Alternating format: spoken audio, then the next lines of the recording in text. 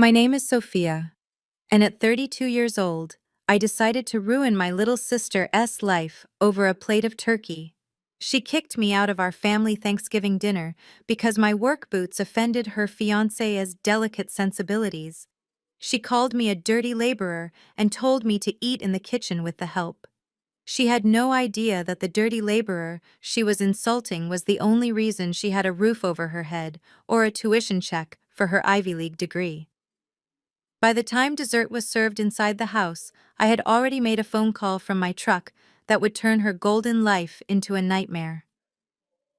Before I tell you how I dismantled her entire world in under 10 minutes, let me know where you are watching from in the comments below. Hit like and subscribe if you have ever been the one paying the bills while getting treated like the help. Growing up in our household meant understanding a very specific hierarchy. There was Jasmine, the golden child who could do no wrong, and then there was me, the human ATM. But this Thanksgiving was supposed to be different. It was the first time Jasmine was bringing home Tyler, her new fiancé. Tyler was from old money, or at least that is what my mother Beatrice could not stop telling everyone. He was white, he was wealthy, and according to my mother, he was the savior our family had been waiting for. I was not supposed to be late. In fact, I had planned to arrive early to help cook, but at 10 a.m. I got an emergency call. The heating system at the St. Jude's orphanage in downtown had failed. It was 20 degrees outside, and there were 40 children freezing. I own Frost and Flame Solutions, one of the largest HVAC contracting firms in the state. But on holidays, my staff deserves a break, so I took the call myself. I spent 4 hours crawling through a ventilation shaft, replacing a cracked heat exchanger. By the time I fixed it, I was covered in soot grease and insulation dust. I smelled like burnt oil and sweat, but those kids were warm. I drove my Ford F-150 straight to my parents' house. It is a sprawling 5-bedroom colonial in a gated community, a house that my parents love to show off.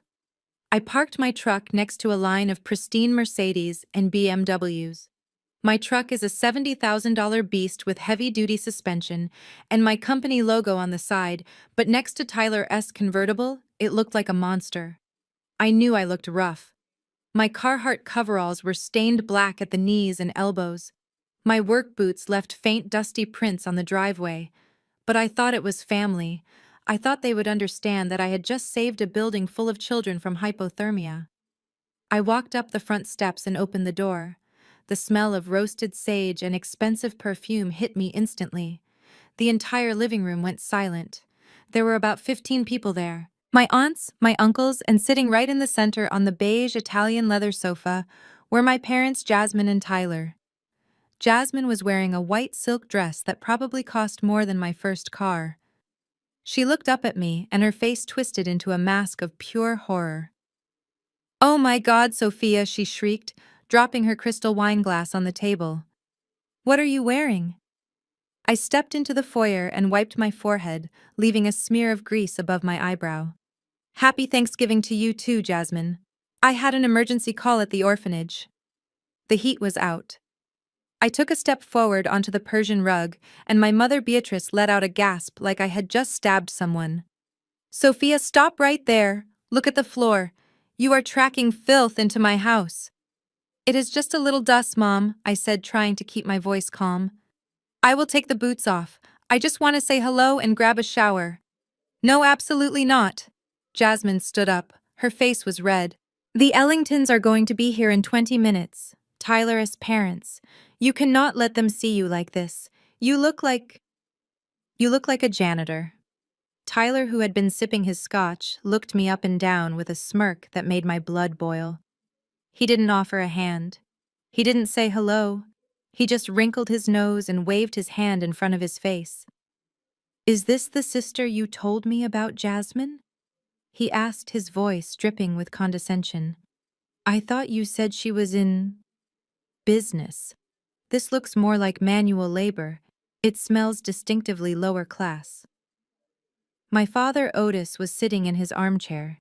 He looked at me, then he looked at Tyler, then he looked down at his shoes. He said nothing.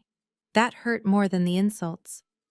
My father knew exactly who paid for the renovation of this living room. He knew exactly whose check cleared the mortgage every month. But he was too afraid of embarrassing his future white son-in-law to speak up for his own daughter. I am a business owner, Tyler, I said, my voice hardening. I own the company. Sometimes that means doing the dirty work, something you probably would not understand. Tyler laughed, a short, dry sound. Charmed, I am sure. But really, Jasmine is right. My mother is very particular about hygiene. Perhaps you should go. My mother rushed forward, blocking my path to the stairs. She put a hand on my chest, pushing me back toward the door. Her manicured nails dug into my dirty coveralls. Sophia, listen to me. You are ruining the aesthetic of the evening. We have worked so hard to impress the Ellingtons. Just go around the back. You can eat in the kitchen with the catering staff. We will bring you a plate when the guests leave. I stared at her. The kitchen. She wanted me to eat in the kitchen of the house I bought. The house that is legally under my LLC. You want me to eat with the help, I asked quietly. Jasmine rolled her eyes. Stop being dramatic, Sophia. Look at you, you're the help today. Just go. You are embarrassing me. You are embarrassing all of us.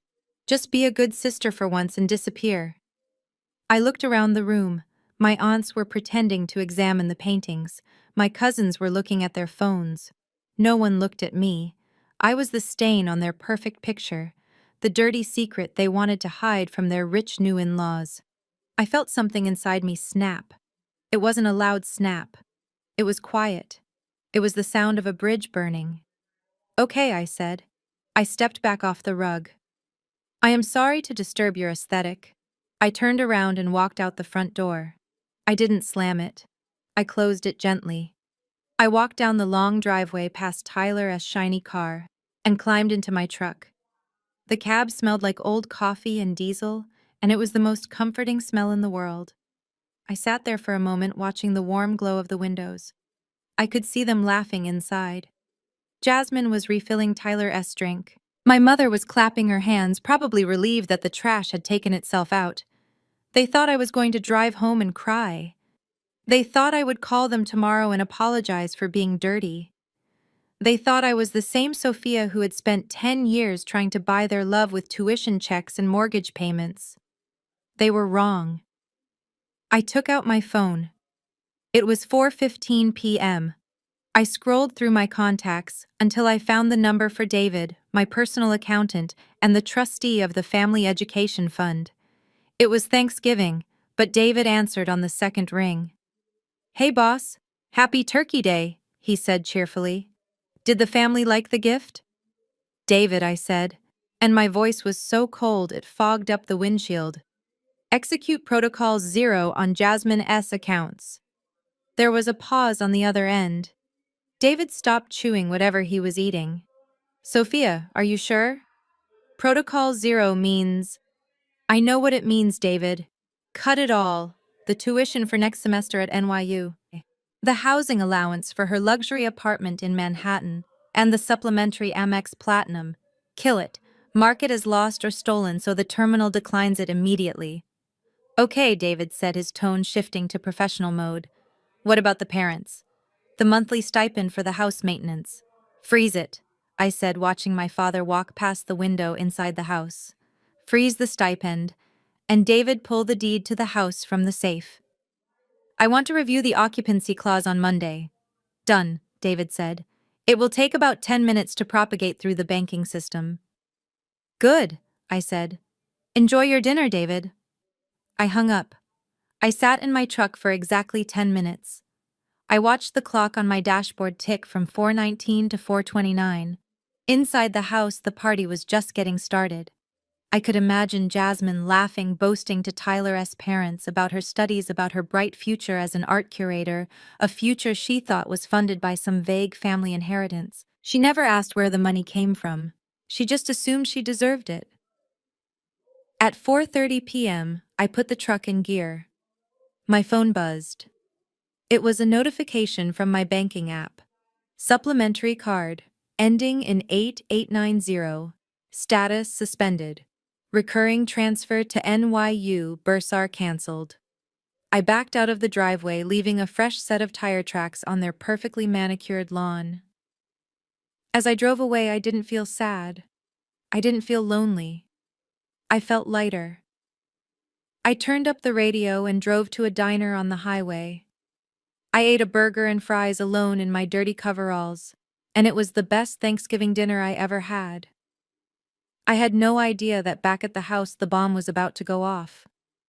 I had no idea that in 48 hours Jasmine would be standing in a Gucci store trying to buy a purse to impress her new mother-in-law and experiencing the first real consequence of her entire life. But I am getting ahead of myself.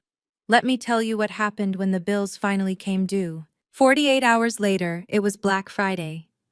While most of America was fighting over flat-screen televisions at Walmart, my sister Jasmine was doing what she did best, pretending to be wealthy on the internet.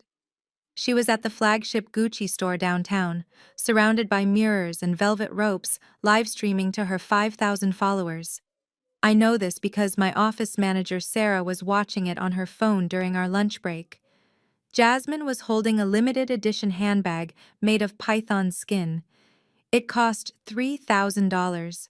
She was posing with it, angling the camera so the light hit her cheekbones just right, telling her followers that her fiancé Tyler insisted she treat herself for dealing with the stress of wedding planning.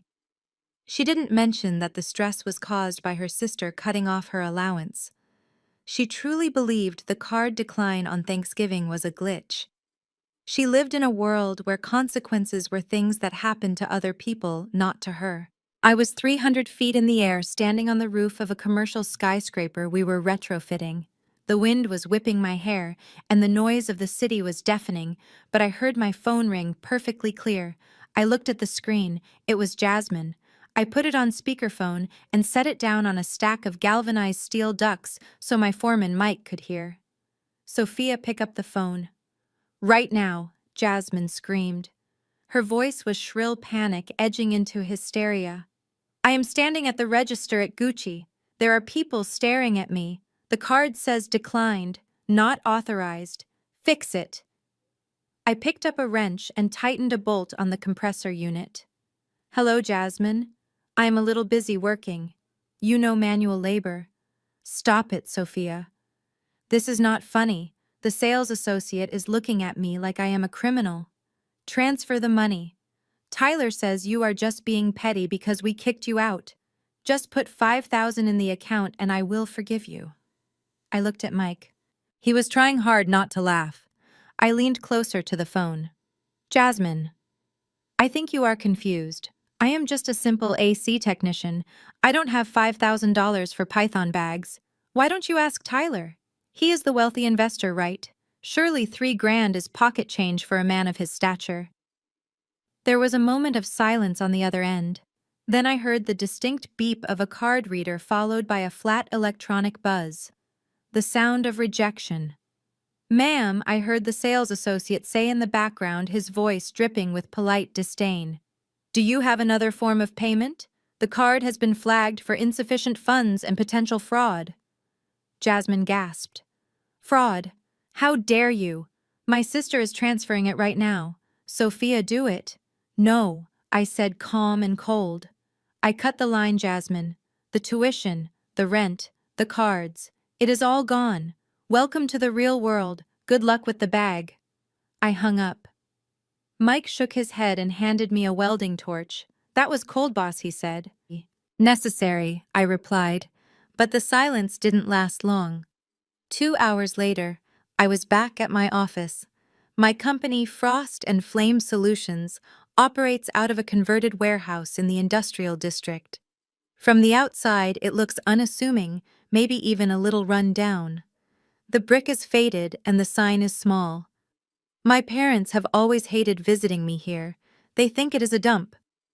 They have never bothered to look past the reception desk. If they had walked through the secure double doors in the back, they would have seen a state-of-the-art command center. Wall-to-wall monitors displaying real-time thermal diagnostics for the city airport, the municipal court, and 3 major hospitals. They would have seen 20 highly trained engineers managing contracts worth millions. But my parents only see what they want to see. I was in my office reviewing blueprints for the new City Hall contract when the front door banged open.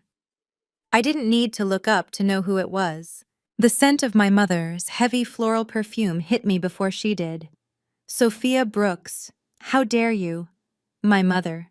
Beatrice stormed in, followed closely by my father Otis. They looked out of place in the industrial hallway. My mother was wearing her Sunday best fur coat, clutching her pearls like she was walking through a war zone. My father looked tired but angry, his face set in a scowl that used to terrify me when I was a child. They marched right past the receptionist who tried to stop them. My mother slammed her handbag onto my desk, knocking over a stack of invoices. "Fix it!" my mother hissed, leaning over the desk. Her eyes were wide with rage. Jasmine just called me in tears. She had to leave the store empty-handed. She was humiliated, Sophia. Humiliated. Do you know who was in that store? The mayor's daughter. Word will get around. You are making us look like paupers. I leaned back in my chair, crossing my arms. I didn't offer them a seat. Maybe you should have taught her not to buy things she cannot afford, Mom.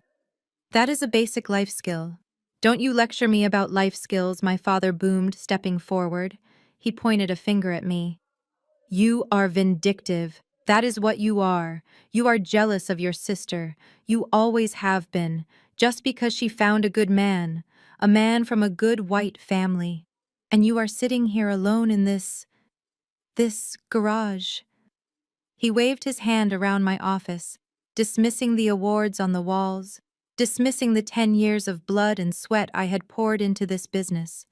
To him, it was just a garage. Tyler is going to take care of her, my mother added, her voice dropping to a conspiratorial whisper. He has investments, Sophia. Crypto, NFTs, things you don't understand because you are too busy crawling through ducks. But his money is tied up right now. He needs time. It is your duty as the big sister to bridge the gap. My duty, I repeated quietly.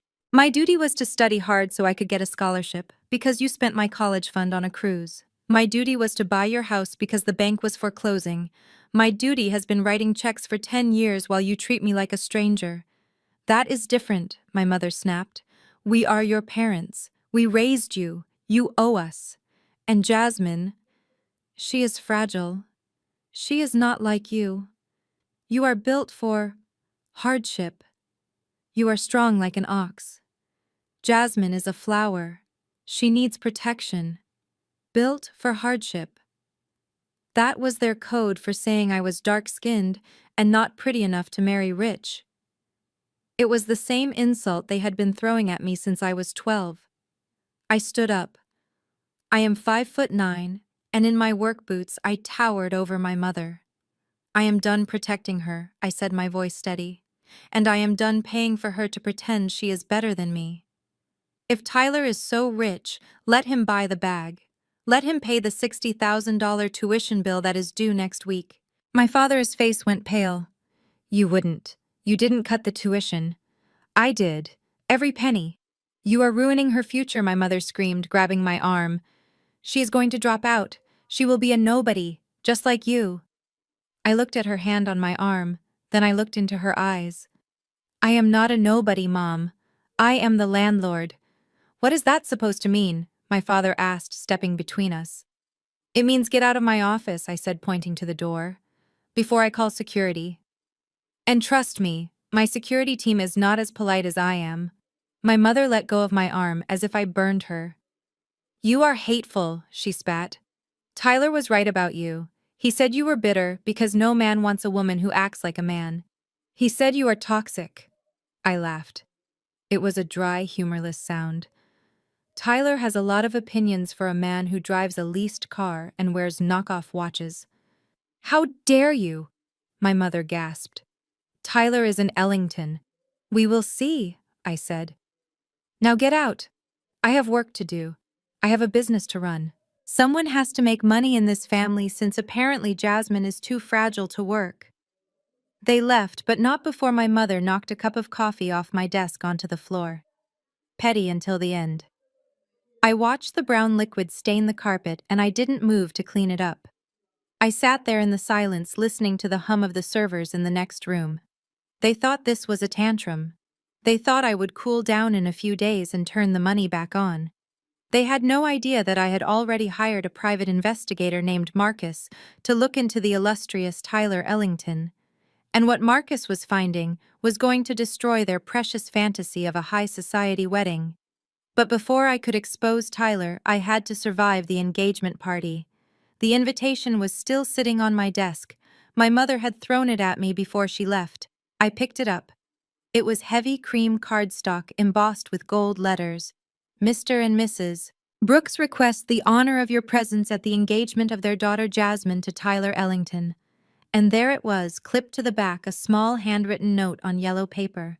Sophia, please use the service entrance. We need you to check the ventilation in the ballroom before the guests arrive. Do not mingle. I stared at that note. Service entrance. Do not mingle. I opened my drawer and pulled out my checkbook. Not the company one. My personal one. I wasn't going to write a check to Jasmine. I was going to write a check to the most expensive stylist in the city. If they wanted a show, I was going to give them a show. I was going to the engagement party.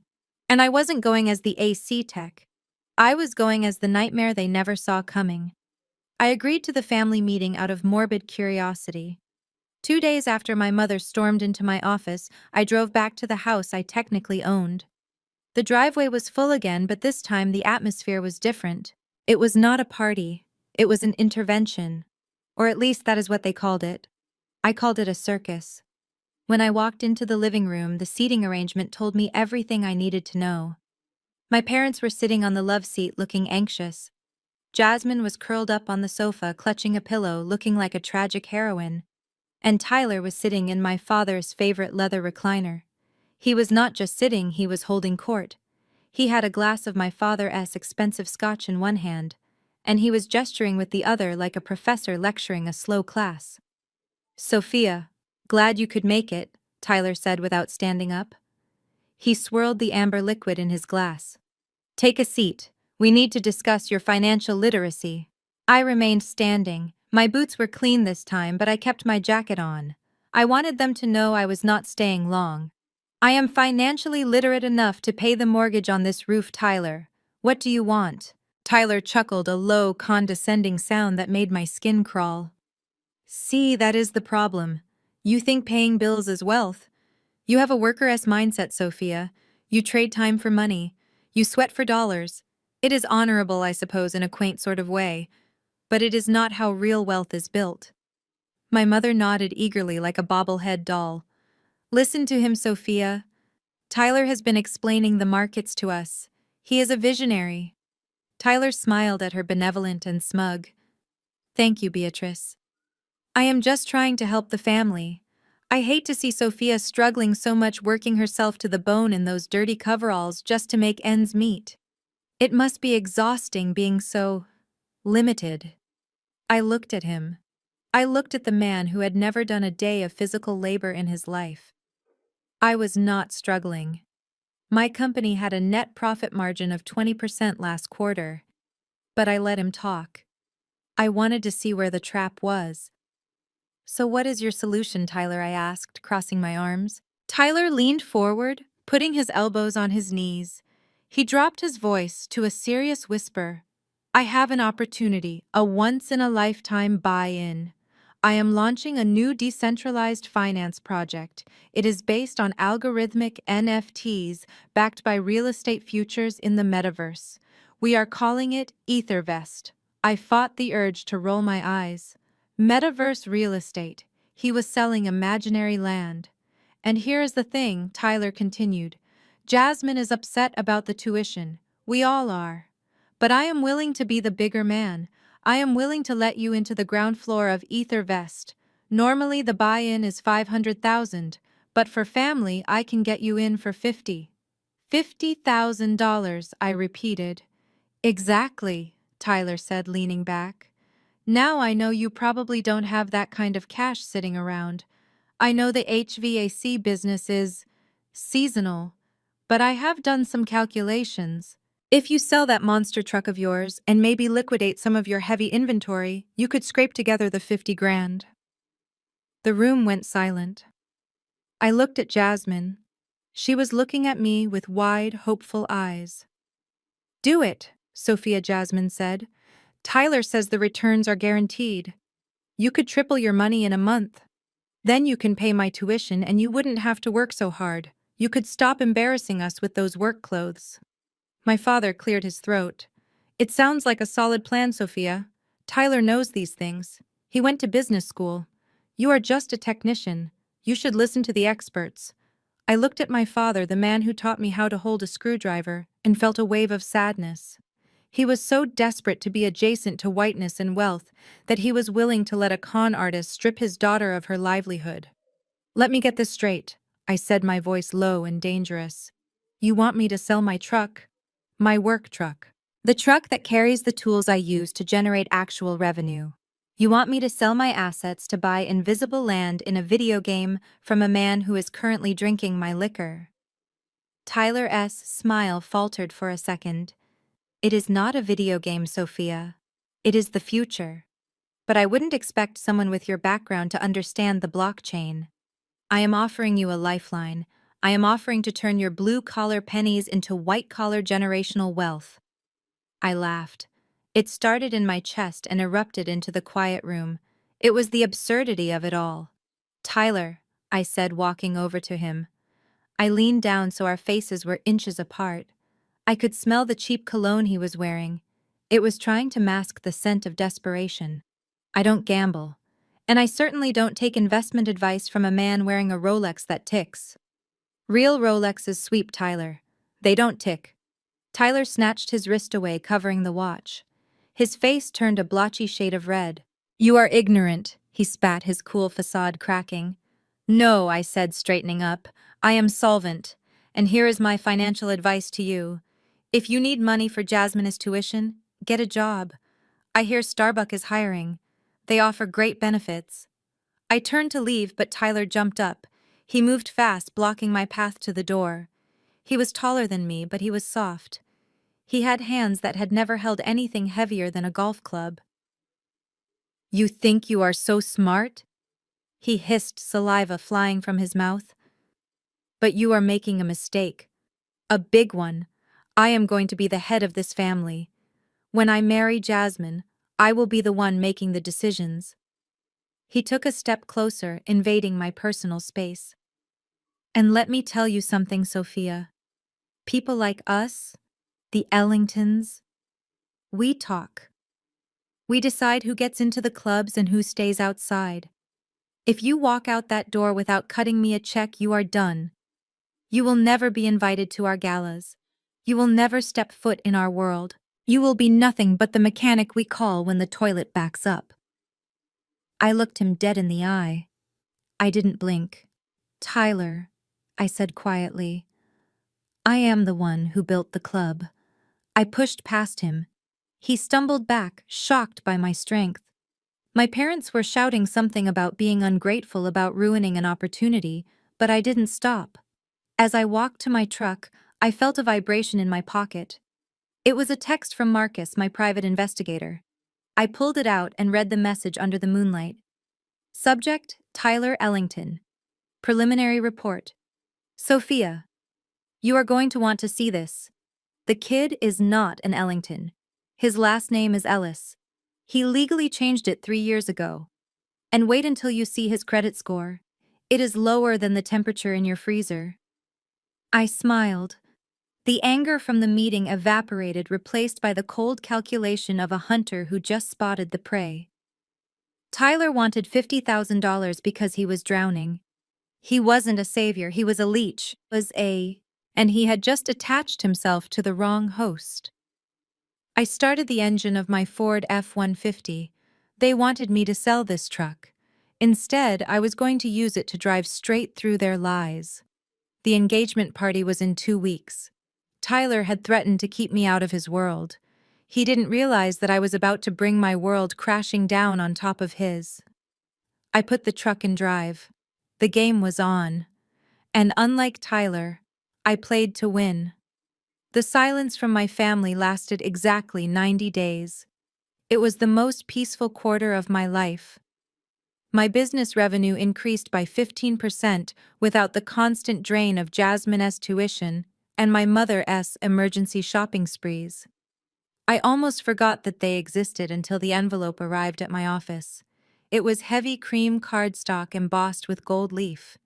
It looked expensive, but when I held it up to the light, I could see the watermark of a discount online printer. It was a perfect metaphor for my family trying so hard to look wealthy while cutting corners where it mattered.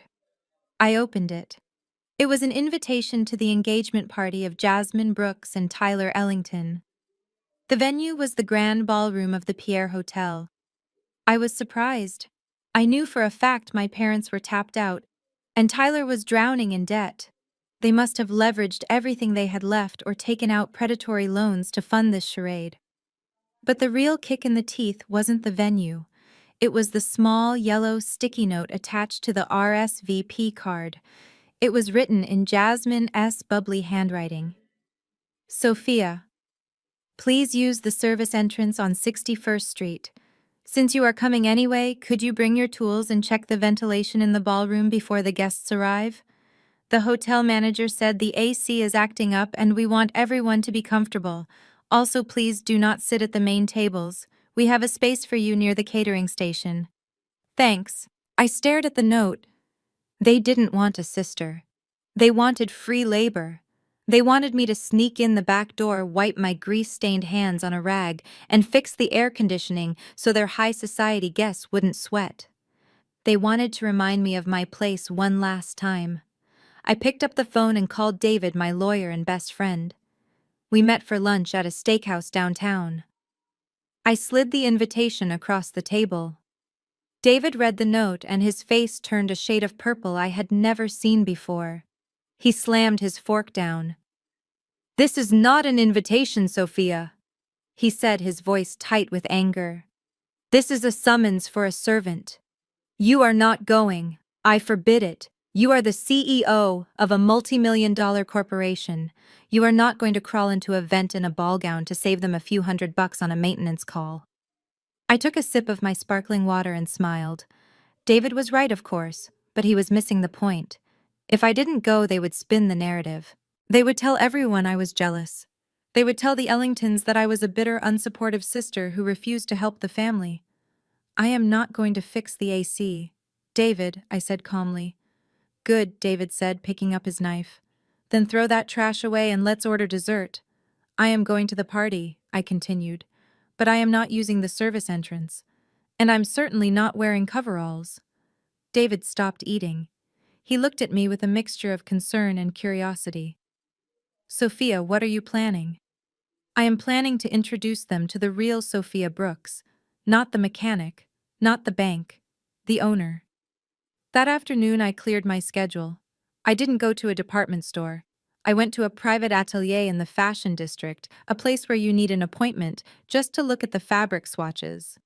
The designer was a woman named Elena, who had dressed Oscar nominees and royalty. When I walked in wearing my crisp business suit, she didn't look down on me. She saw the way I carried myself. She saw the Amex Centurion card I placed on the glass counter. "I need a weapon, Elena," I told her. She raised an eyebrow. "A weapon made of silk or velvet?" "Both," I said. "I need a dress that stops traffic. A dress that says I own the building, not that I clean it. My sister is getting engaged to a fraud, and she thinks I am the help. I need to correct her." Elena smiled. It was a wicked smile. "Say no more." We spent 3 hours fitting the dress. It was a structural masterpiece in emerald green silk, the color of money and envy. It had a plunging neckline that was daring but sophisticated, and a slit that went up to my thigh. It was hand-beaded with thousands of tiny crystals that caught the light with every movement. When I stepped onto the podium and looked in the three-way mirror, I didn't recognize myself. The woman staring back wasn't the tired technician who crawled through crawl spaces. She was a queen. The price tag was $12,000. A year ago, I would have choked on that number. I would have thought about how many compressors or fan belts I could buy for that amount. But today, I didn't blink. I wasn't just buying a dress. I was buying armor. I was buying the look on Tyler S.'s face when he realized he had messed with the wrong woman. I swiped the card. I bought matching gold stilettos that were sharp enough to puncture a tire. I booked a professional makeup artist and a hairstylist for the day of the party. When I walked out of that atelier carrying the garment bag, I felt a shift in the atmosphere. For 32 years, I had played by their rules. I had made myself small so Jasmine could feel big. I had worn the uniform of the worker so they could wear the costumes of the wealthy. I had stayed in the background writing the checks that kept the lights on. But that note on the invitation had broken the last chain. Use the service entrance. Check the ventilation. I looked at the garment bag in the passenger seat of my car. Oh, I was going to check the ventilation all right. I was going to suck the air out of the entire room. I drove home and for the first time in months, I didn't feel the heavy weight of obligation. I felt the thrill of the hunt. Tyler and Jasmine thought they were the main characters of this story. They thought they were the royalty of a kingdom built on lies. They were about to find out that the kingdom had a new ruler, and she didn't come to fix the thermostat. She came to burn the castle down. I hung the dress on the back of my bedroom door. It shimmered in the dark like a green flame. I went to sleep that night with a smile on my face. The party was in 2 days. I hoped they enjoyed their last 48 hours of ignorance because when I walked through those double doors, everything was going to change. The Pierre Hotel on Fifth Avenue is the kind of place that smells like old money and fresh lilies. It is a fortress of beige marble and crystal chandeliers designed to make anyone with less than 8 figures in their bank account feel small. The invitation in my clutch purse explicitly instructed me to use the service entrance on 61st Street, but as the black town car I had hired pulled up to the main awning, I had no intention of sneaking in through the kitchen. The doorman in his long coat and top hat stepped forward to open my door. He paused for a fraction of a second when he saw me. He did not see a technician. He did not see a woman who spent her days wrestling with galvanized steel and compressor units. He saw the emerald green silk dress that fit me like a second skin. He saw the way the hand-stitched crystals caught the light of the street lamps. He saw a woman who belonged. "Good evening, madame," he said, bowing slightly as I stepped onto the red carpet. I nodded at him, keeping my expression cool and detached. I walked through the revolving doors and into the grand lobby. The air conditioning was set to a crisp 68 degrees. I made a mental note that the humidity levels were slightly off, but for once I was not going to fix it. I was not here to work.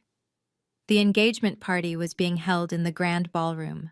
I could hear the murmur of polite conversation and the clinking of champagne flutes as I approached the double doors. The security guard checking the guest list looked at me, then looked down at his clipboard. "Name, please," he asked. "Sophia Brooks."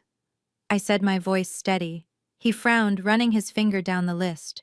"I am sorry, Ms. Brooks. I have you listed under vendors. The service entrance is around the back." I didn't argue. I didn't raise my voice. I simply reached into my purse and pulled out a crisp $100 bill. I folded it and placed it in his hand. "Check again," I said. He looked at the money, then back at me. He cleared his throat. "My apologies, go right in." He pushed the heavy doors open and I stepped inside. The room was a sea of pastels. It was exactly what Jasmine would have chosen. Pale pink roses, cream-colored tablecloths, and guests wearing various shades of beige and blush. It was tasteful, expensive, and completely boring. When I walked in, it was like a drop of ink falling into a glass of milk. The emerald green of my dress was violent against the muted background. The slit in the skirt revealed just enough of my leg to be dangerous. The gold stilettos clicked rhythmically against the parquet floor. Heads started to turn. First the people near the door, then the groups in the center of the room. The conversation died down in waves until the only sound was a string quartet playing in the corner. I saw my family across the room near the ice sculpture. Jasmine was wearing a white cocktail dress that looked suspiciously like a wedding gown. She was holding a glass of champagne and laughing at something Tyler was saying. My mother was standing next to her, preening like a peacock in her silver sequins. Then Jasmine saw me. Her smile didn't just fade, it evaporated. Her eyes went wide, and her mouth fell open. She dropped her hand to her side, spilling a little champagne on her skirt.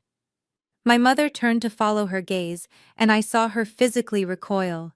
She looked like she had seen a ghost, a very fashionable ghost. I didn't stop. I walked straight toward the bar located in the center of the room. I felt the eyes of 200 people on me. I heard the whispers start. Who is that? Is she a model? Is she famous? I ordered a sparkling water with a twist of lime. The bartender served me with a reverence he usually reserved for celebrities. I turned around and leaned against the mahogany bar, scanning the room. That is when I saw them. The Ellingtons. Tyler's parents were exactly as I had imagined them. Mr. Ellington was a tall man with silver hair and a face that looked like it had been carved out of granite and disapproval. Mrs. Ellington was thin blonde and wearing pearls that cost more than my first house. They radiated a kind of effortless superiority that comes from never having to worry about a bill in your life. They were standing with Jasmine and Tyler looking in my direction. I saw Mrs. Ellington lean in close to Jasmine. She didn't whisper loud enough for me to hear, but I can read lips. "Who is that striking woman, Jasmine?" she asked. "Is she a celebrity? I feel like I should know her." I watched Jasmine panic. I saw the wheels turning in her head. She couldn't tell her future mother-in-law that the woman in the $12,000 couture gown was her sister, the AC technician. She couldn't admit that the woman she had banished to the service entrance was currently outshining every person in the room. So she lied. Oh, her. Jasmine's laugh was brittle and high-pitched. She is a business associate, a silent partner in one of the city's infrastructure projects. We are not very close. Mrs. Ellington raised an eyebrow, looking at me with new interest. Infrastructure. How fascinating. She carries herself with such authority. We should go say hello. No. Jasmine practically shrieked, grabbing Mrs. Ellington's arm. She is very private. She hates small talk. Let's get another drink. I took a sip of my water and suppressed a smile. Jasmine was terrified. She was trapped in her own web of lies, and I was holding the scissors. But Tyler was not afraid. I saw him watching me, and his eyes were dark with anger. He didn't like being upstaged, especially not at his own party, and especially not by the woman he had tried to swindle. He whispered something to Jasmine, patted her hand, and walked toward the stage where the band was set up. He grabbed the microphone from the stand. The feedback squealed for a second, causing everyone to wince. "Testing, testing," Tyler said, his voice booming through the speakers. "Can everyone hear me?" The room went silent again. All eyes turned to the stage. Tyler flashed his $1,000,000 smile, the one that looked charming, until you noticed it didn't reach his eyes. "I just want to thank everyone for coming out tonight, to celebrate our love," he began. "It means the world to Jasmine and me to be surrounded by friends, family, and, well, everyone." He paused, letting his gaze wander over the crowd until it landed squarely on me. I was still leaning against the bar, looking bored. "You know we have a very special guest tonight," he said, his tone shifting into something that sounded like a joke, but felt like a knife. "My future sister-in-law Sophia is here." He pointed at me. A spotlight from the ceiling swung around and blinded me for a second. I didn't flinch. I didn't look away. I raised my glass slightly in a mock toast. "We were not sure she was going to make it," Tyler continued, chuckling. "You see, Sophia is a very hard worker. She works with her hands. In fact, she fixes toilets and air conditioners for a living."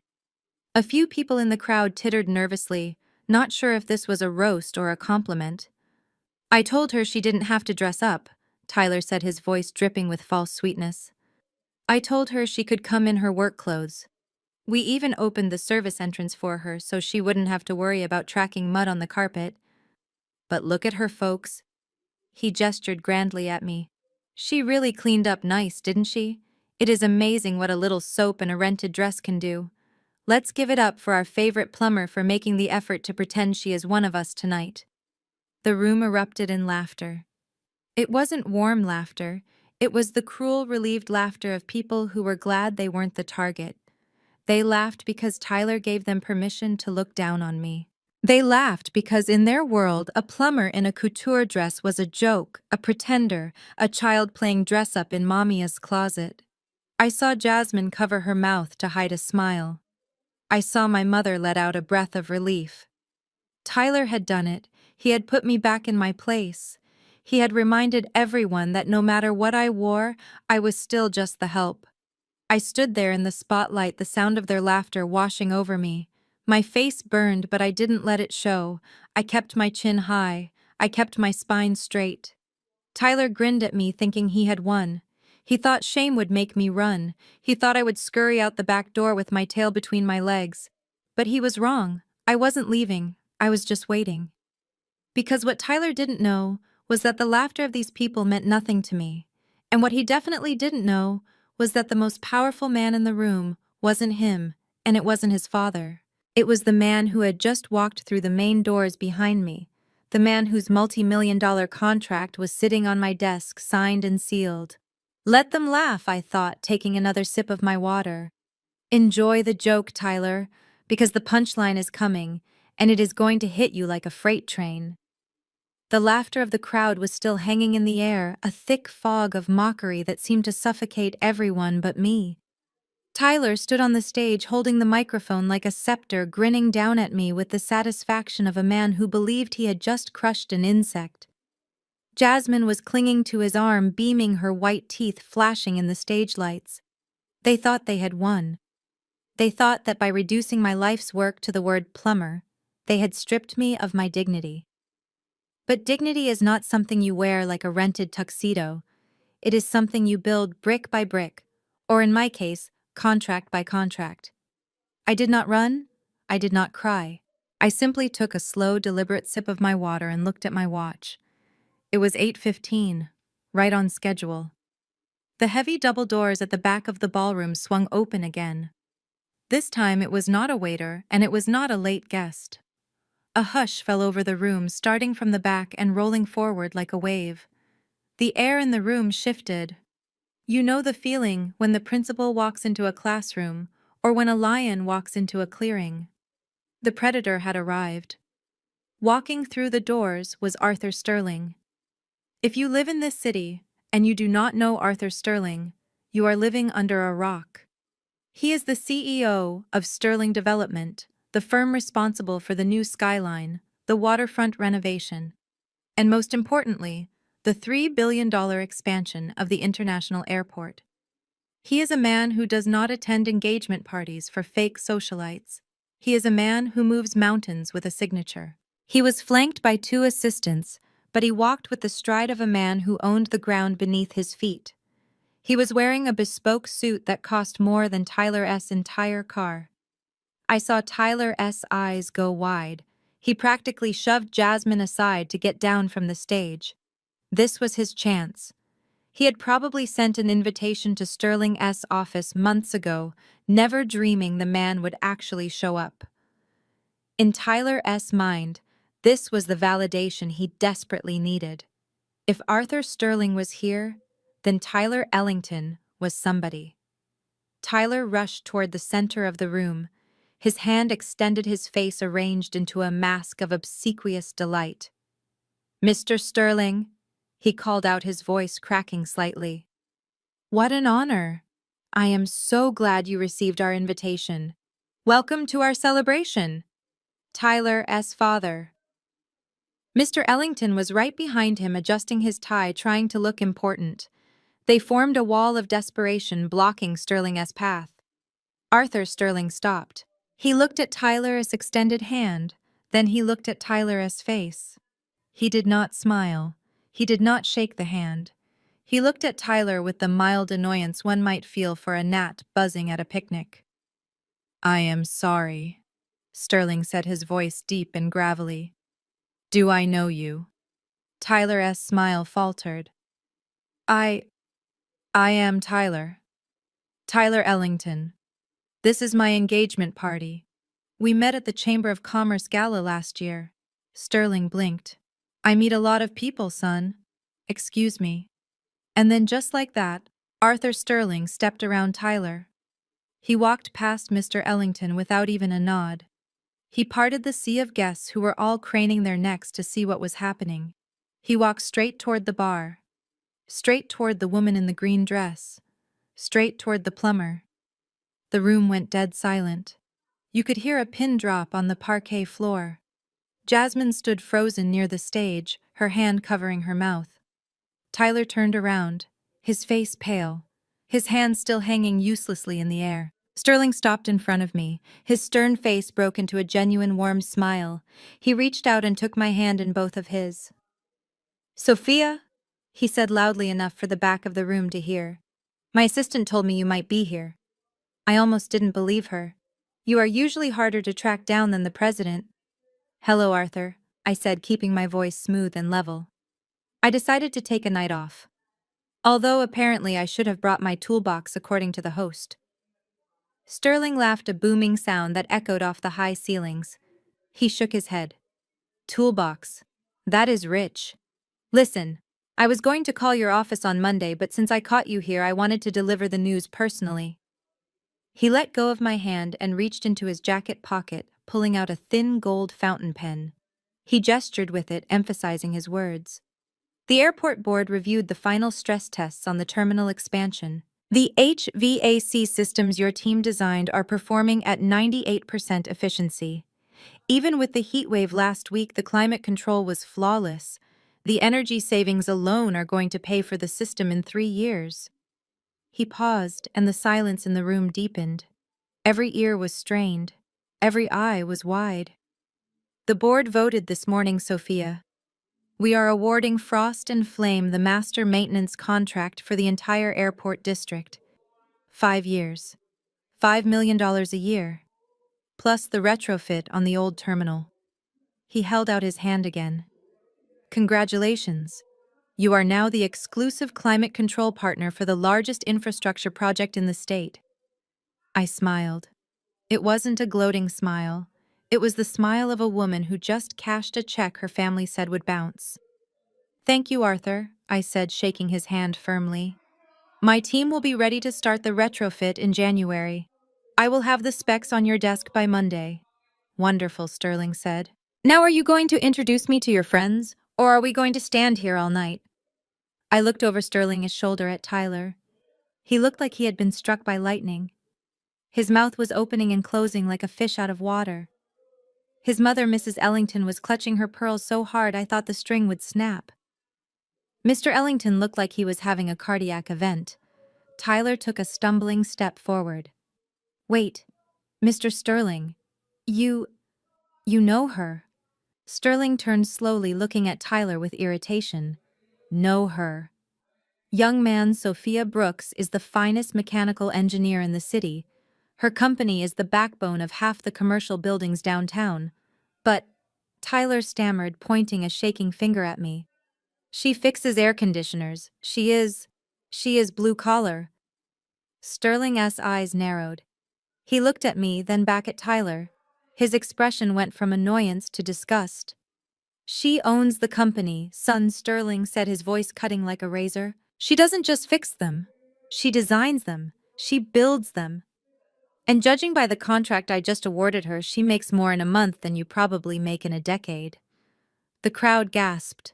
It was a collective audible inhale. The tables had turned so fast that people were getting whiplash. The guests who had been laughing at me 5 minutes ago were now looking at me with awe. The whispers changed. $5 million. Did he say 5 million? She owns the company. Jasmine rushed forward, her face a mask of panic. She tried to grab my arm. Sophia, why didn't you tell us? We didn't know. We thought. I pulled my arm away gently but firmly. I smoothed the silk of my green dress. You didn't know because you never asked Jasmine. I said, my voice projecting clearly through the silent room. You never asked about my work. You never asked about my life. You only asked for checks. I looked at Tyler. He was shrinking. He looked small and pathetic standing there in his rented tuxedo. You were right, Tyler, I said. I should not be here. I am ruining the aesthetic.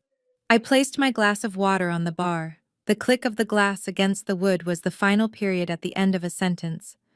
I turned to Arthur Sterling. Thank you for the news, Arthur. I will see you in the boardroom on Monday. Sophia, wait, Sterling said. Stay. Have a drink with me. I cannot, I said, casting one last look at my family. My mother was weeping silently, not out of joy, but out of the realization of what she had thrown away. My father couldn't even look at me. I have to go, I said loud enough for Tyler to hear. I am just a plumber after all. And this room? I sniffed the air delicately. This room smells like a sewer. I turned on my heel and walked toward the exit. The crowd parted for me instantly. This time they didn't look away. They stared. They stared at the emerald dress. They stared at the woman who had just brought the house down without throwing a single punch. As I pushed through the double doors, I heard Tyler's voice weak and desperate, trying to salvage the moment, trying to get Sterling's attention back. But it was over. The game had changed. I walked out to the curb where my town car was waiting. I didn't look back. I didn't need to. I knew exactly what was happening inside. The facade was cracking. The questions were starting. And the ATM that Tyler thought he had broken was actually the vault he would never, ever open again. I got into the car and told the driver to take me to the finest steakhouse in the city. I had a $5 million contract to celebrate, and I was going to do it alone in peace. But as I watched the city lights blur past my window, I knew this was just the beginning. Tyler wasn't going to let this go. He was humiliated, and a humiliated narcissist is a dangerous thing. He would come for me. He would try to sue me. He would try to destroy my reputation. Let him try. He thought he was fighting a plumber. He was about to find out he was fighting the architect of his destruction. Monday morning felt different. For the first time in years, I did not dread walking into my office. The $5 million contract with the airport was sitting on my desk, signed and notarized. My staff was buzzing with excitement, and the coffee tasted like victory. I thought the humiliation I had served Tyler and my family at the Pierre Hotel would buy me at least a month of silence. I thought they would be too embarrassed to show their faces.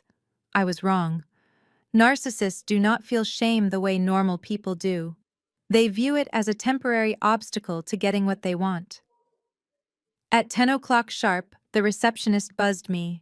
Her voice sounded confused. Sophia, your mother is here. She says she brought pie. I sighed and rubbed my temples. Beatrice Brooks does not visit industrial parks unless she wants something. And she definitely does not bake sweet potato pies for her ungrateful daughter unless the situation is desperate. Send her in, I said. My mother walked in wearing a pastel yellow suit that made her look like a church deaconess. She was holding a plastic container and smiling so hard I worried her face might crack. It was the same smile she used on the neighbors when she wanted to borrow their lawn equipment. Sophia, darling, she cooed, placing the pie on my desk right next to the airport blueprints. I was just in the neighborhood, and I thought my hard-working girl needs some sugar. You look tired, baby. Are you eating enough? I leaned back in my chair and crossed my arms. I did not smile back. Hello, Mother? You were in the neighborhood, the industrial district. Unless you are shopping for forklift parts, I doubt that. She laughed, a nervous, fluttering sound. Oh, you are always so sharp, just like your grandfather. Look, I know things got a little heated at the party on Saturday. Tyler has a unique sense of humor. He was just trying to be funny. You know how men are. He called me a plumber in front of 200 people, Mom, I said, my voice flat. And then he tried to pretend he didn't know me when the biggest developer in the city shook my hand. That is not humor.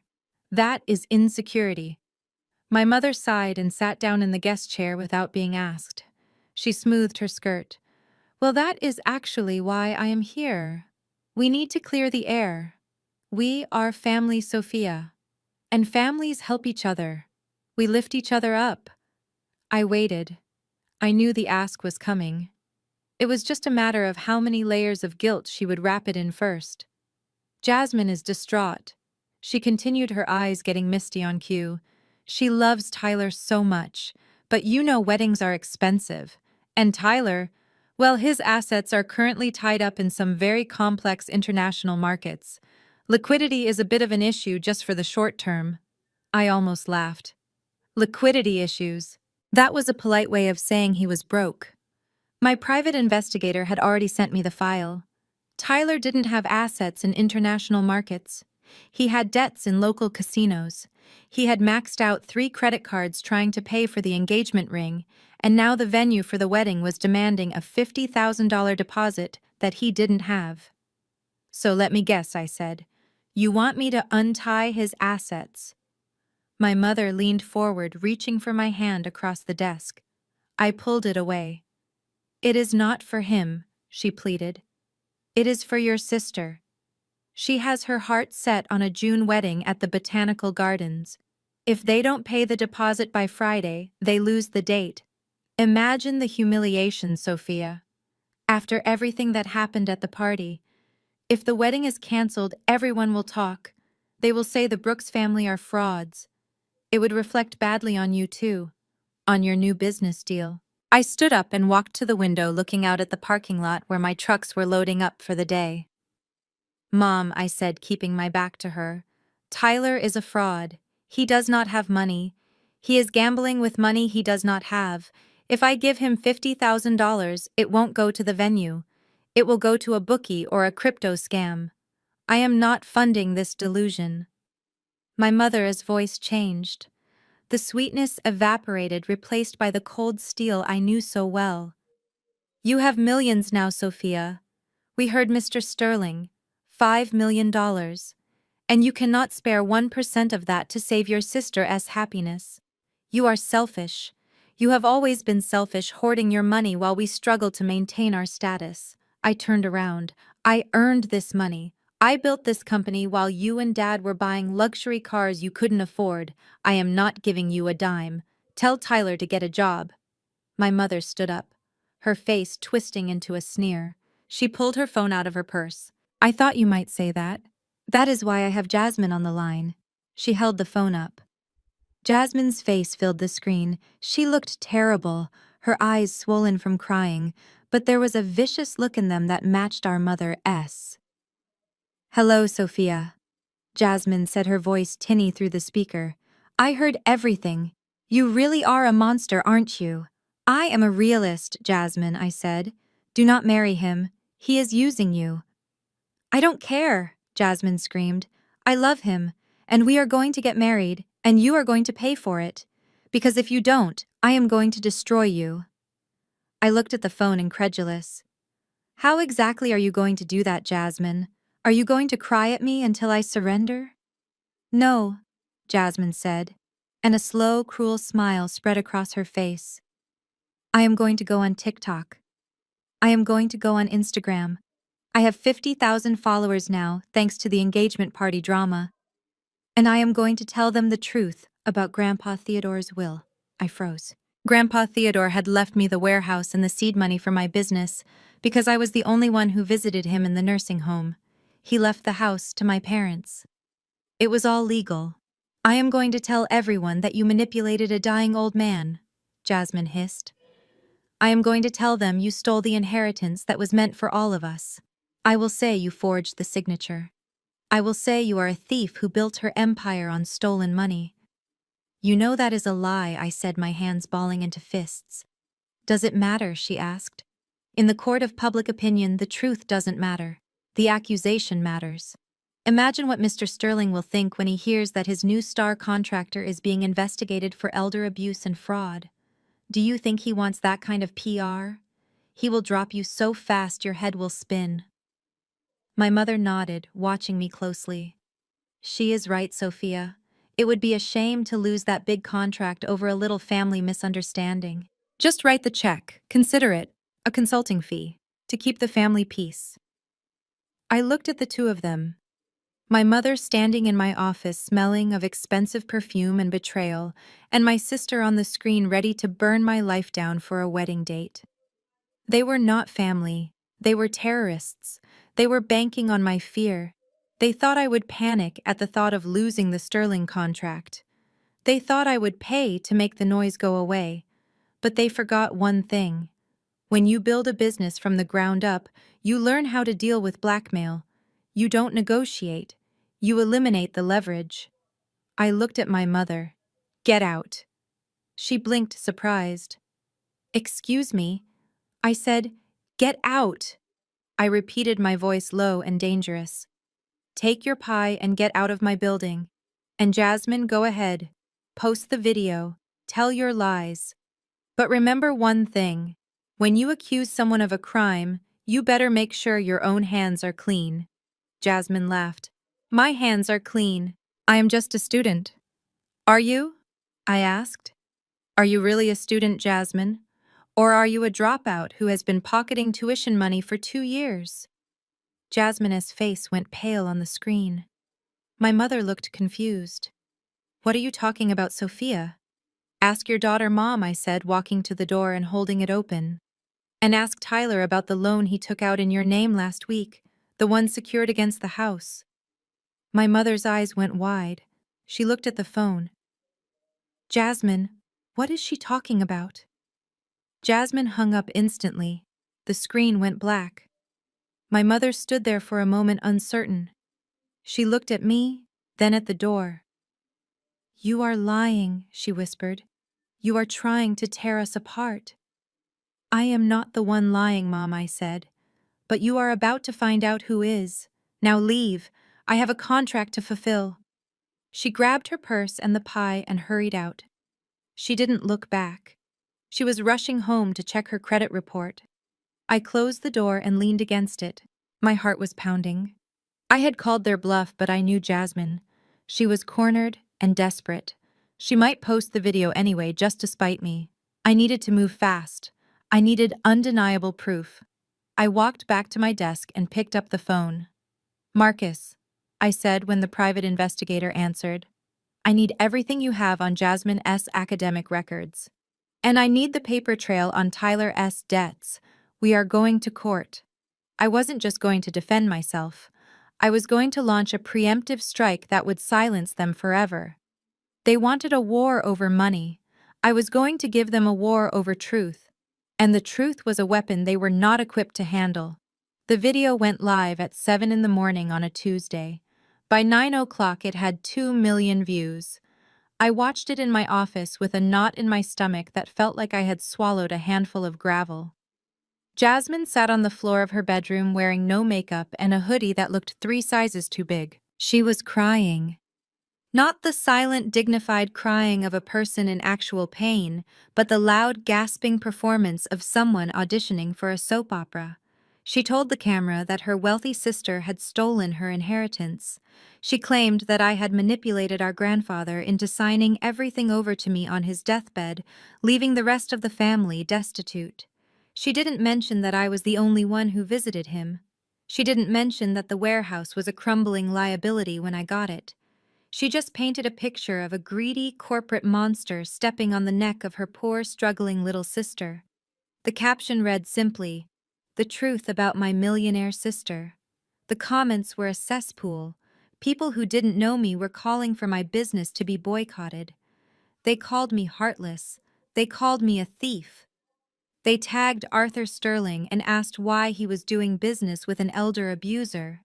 Then the phone started ringing. It wasn't new customers. It was cancellations. Mrs. Gable, who had been a client for 6 years, called to say she didn't feel comfortable having my technicians in her home anymore.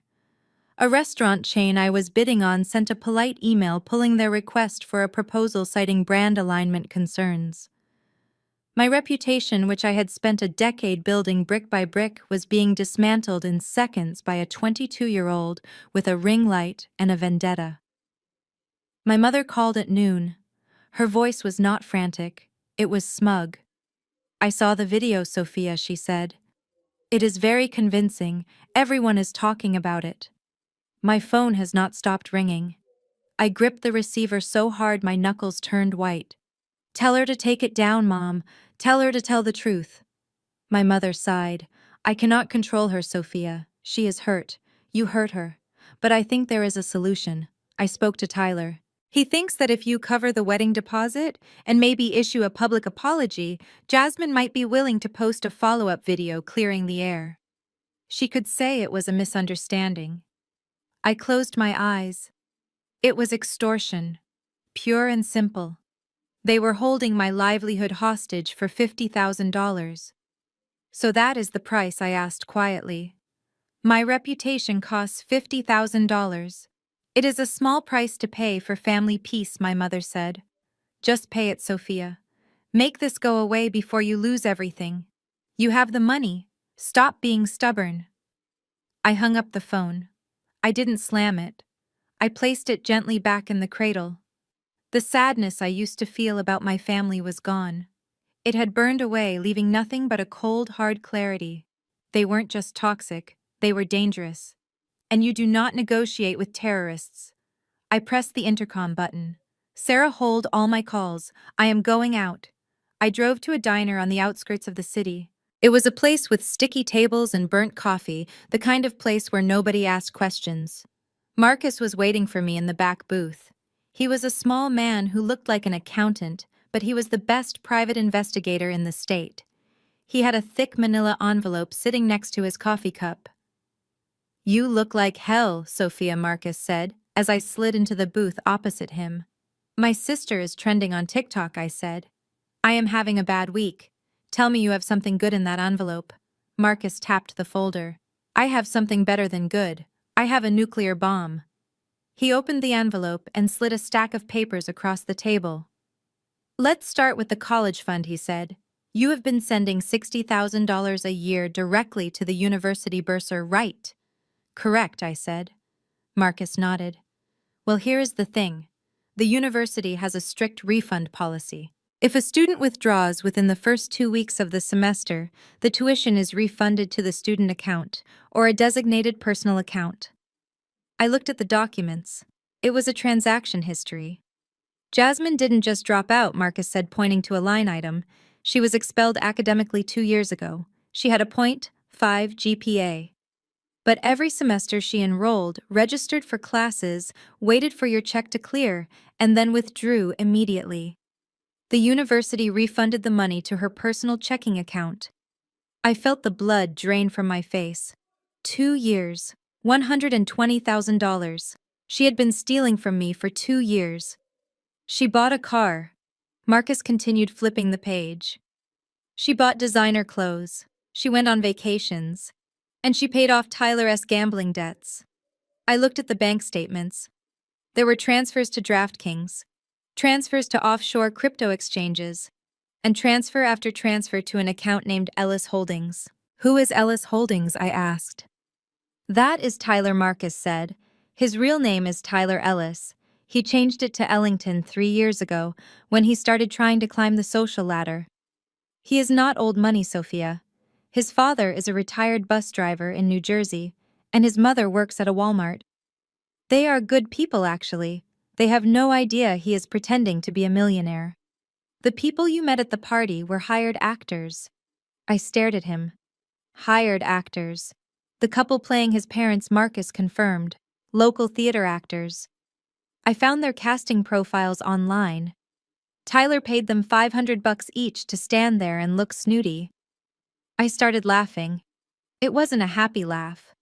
It was the laugh of someone who realizes the monster under the bed is just a pile of dirty laundry. It was all fake. The pedigree, the wealth, the parents. It was all a desperate illusion funded by my money. But here's the kicker, Marcus said, sliding the final document across. This is a loan application Tyler submitted last week. He used your parents' house as collateral. He forged your father's signature. I picked up the paper. It was a high-interest loan from a predatory lender. $50,000, the exact amount they needed for the wedding venue. He is trying to mortgage the house, I whispered. The house I own. Technically, he thinks your father owns it, Marcus said. He doesn't know about the LLC transfer. If he defaults on this loan, which he will, the sharks will come for the house. And since your father is listed as the resident, they will come for him.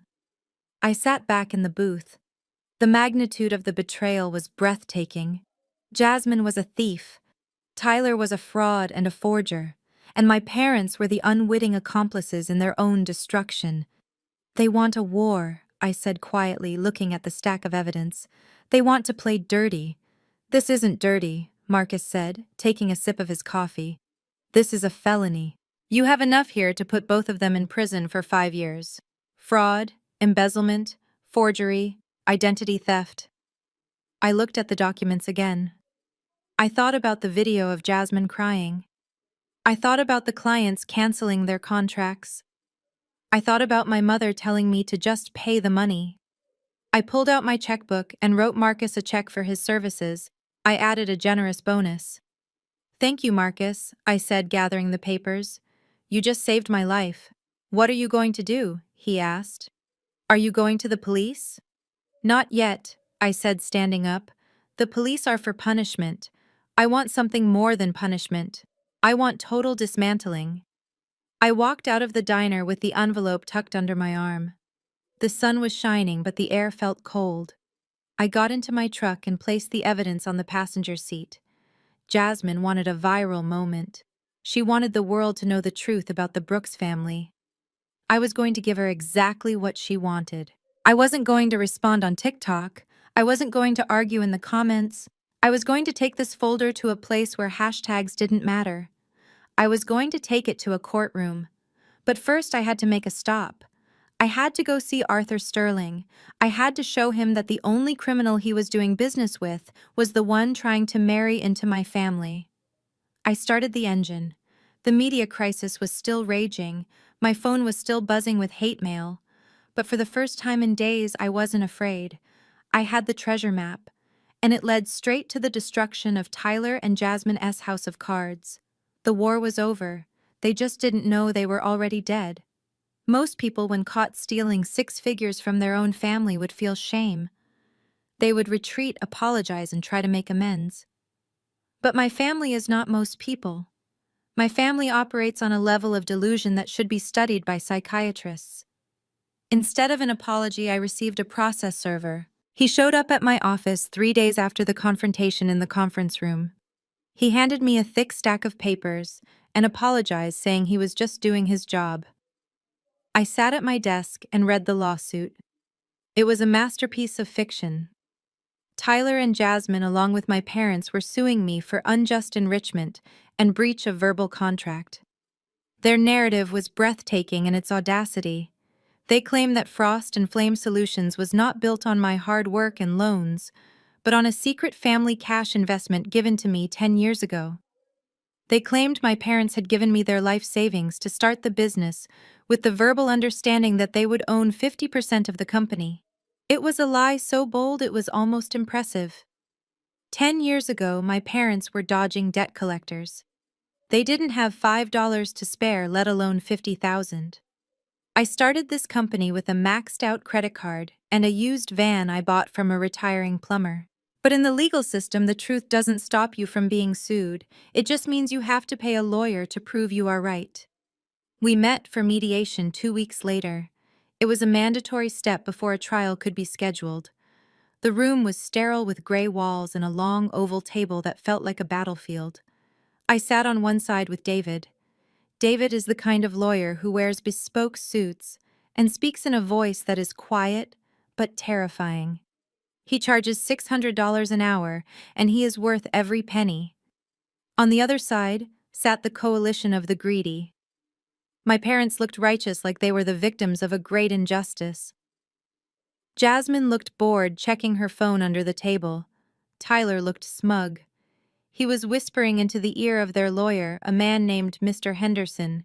Mr. Henderson was everything David was not. He wore a shiny polyester suit that was too tight across the shoulders. He had a loud, booming voice and a briefcase that looked like it was made of cardboard. He was a strip mall lawyer, the kind who advertises on the back of bus benches. Tyler had clearly hired the cheapest bulldog he could find, hoping to bark me into submission. Mr. Henderson started the meeting by slamming his hand on the table. He probably thought it looked authoritative. It just looked desperate. "My clients are the victims of a massive fraud," he bellowed, pointing a finger at me. "This woman used her parents' hard-earned savings to build an empire and then cut them out. She promised them equity. She promised them a return on their investment. And now, when the company is worth millions, she pretends they don't exist." I looked at my parents. "Dad," I said calmly, "you know that is not true.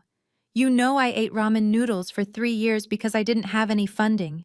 You told me I was crazy for starting a business." My father refused to meet my eyes.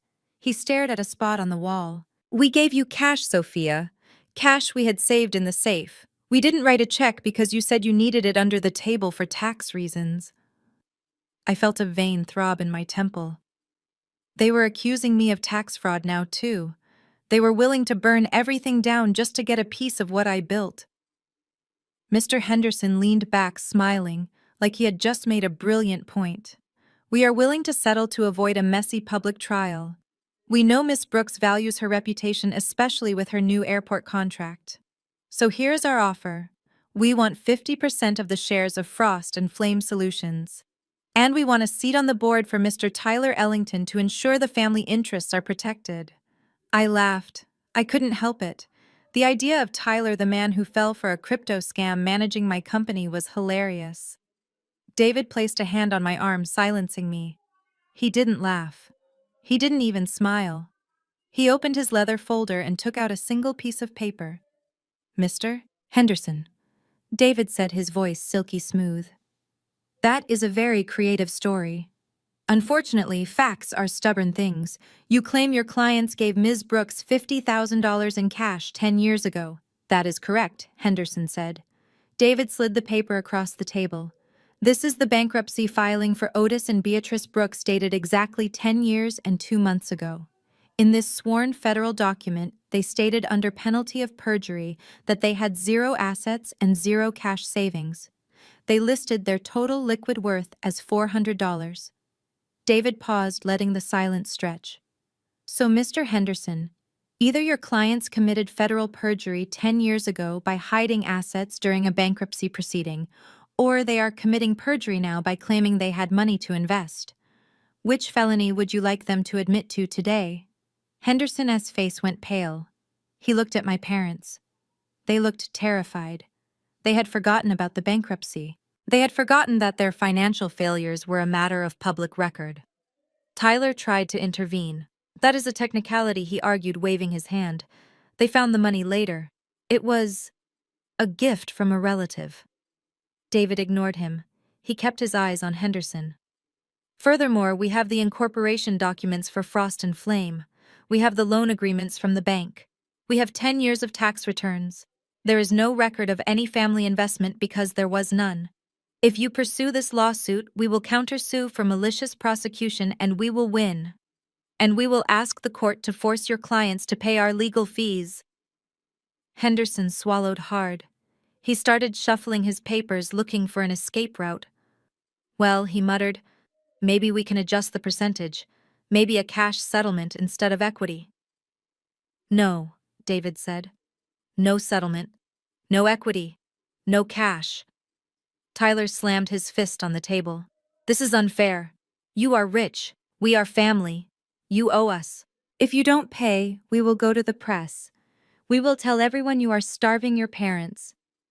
I leaned forward. I was done letting David do all the talking. "You want to talk about assets, Tyler?" I asked. "You want to talk about who owns what?" I looked at my parents. "You told your lawyer that you invested in my company. You lied. But there is one investment I made that we haven't discussed." I reached into my bag and pulled out a document bound in blue paper. "Mr. Henderson," I said, addressing the cheap lawyer, "your clients are suing me for a share of my property, but they seem to have forgotten about the property they are currently occupying." I slid the deed across the table. 10 years ago, when my parents declared bankruptcy, the bank was going to foreclose on their home. I bought it. I bought the debt. I paid off the arrears, and the title was transferred to my holding company to protect it from their creditors. I looked at my father. He was gray. He knew this day would come, but he thought I was too soft to ever use it against him. I let you live there rent-free for a decade, I said. I paid the property taxes, I paid for the new roof, I paid for the landscaping. I did this because you were my parents. And how do you repay me? I continued, my voice shaking with suppressed rage. You steal from me. You slander me. You sue me. You try to take the business that I built with my own hands. Henderson picked up the deed. He read it. He looked at Tyler. He looked at my parents. He closed his briefcase. You didn't tell me she owned the house, Henderson hissed at Tyler. We pay the utilities, Tyler stammered. That establishes residency. David smiled. It was a shark-esque smile. Actually, Tyler, since you are not on the lease and you have been conducting illegal commercial activity, specifically running a gambling ring from the premises, you have violated the terms of the occupancy. What gambling ring? My mother shrieked. Tyler is an investor. David pulled out another photo. It was a screenshot from a sports betting forum. It showed Tyler taking bets under the handle Ellis Big Win from the IP address of my parents' house. That is a felony, David said. And it puts the property at risk of seizure, as the landlord Sophia cannot allow criminal activity on her premises. I stood up. The mediation was over. I looked at the people I used to call family. They looked small. They looked trapped. You wanted a legal battle, I said. You got one. But you attacked the wrong asset. You came for my company. So now I am coming for my house. My mother started to cry. Real tears this time. Sophia, you can't. Where will we go? I don't know, Mom, I said, walking to the door. Maybe you can go to the house Tyler bought with his crypto earnings. Oh, wait. That doesn't exist. I opened the door and looked back one last time. You have 30 days to vacate. If you are not out, the sheriff will remove you. And Tyler, if you step foot near my office again, I will hand that gambling evidence to the district attorney. I walked out of the mediation room, leaving them sitting in the wreckage of their own greed. They had tried to take half of everything I had. Instead, they had just lost the only roof they had over their heads. The lawsuit was dead. But the eviction was just beginning, and I was going to make sure every neighbor, every friend, and every person they had bragged to knew exactly why the Brooks family was being put out on the street. The silence in the mediation room was heavy enough to crush a diamond. Mr. Henderson, the strip mall lawyer, was staring at the property deed like it was a live grenade. My parents were frozen in their chairs, their faces pale masks of disbelief. They had spent so many years telling themselves that they were the masters of the house that they had actually overwritten their own memories. They had convinced themselves that the roof over their heads was a result of their own enduring legacy, and not the charity of the daughter they looked down upon. Let me refresh your memory, Dad, I said, my voice cutting through the silence. I walked back to the table and leaned over, placing my hands flat on the mahogany surface.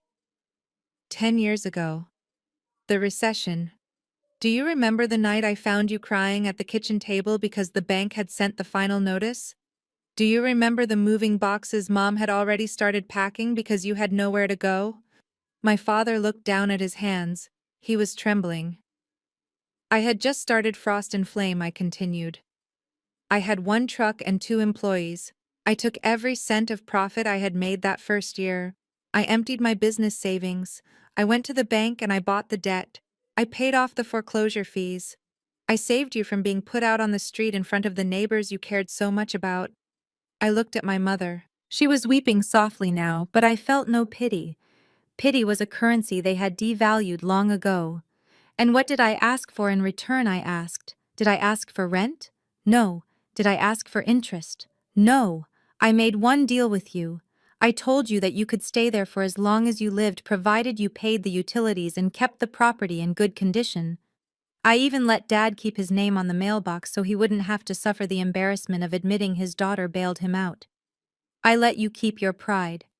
And how did you repay me? I whispered. You used the home I saved to house the man who is trying to destroy me. Henderson cleared his throat nervously. Ms. Brooks, while this is a touching story, the fact remains that your parents have established tenancy rights. You cannot just evict them without cause. David, my lawyer laughed. It was a dark sound. Oh, we have cause, Mr. Henderson. We have federal cause. David pulled another document from his briefcase. It was a copy of the civil forfeiture laws. You see, Tyler?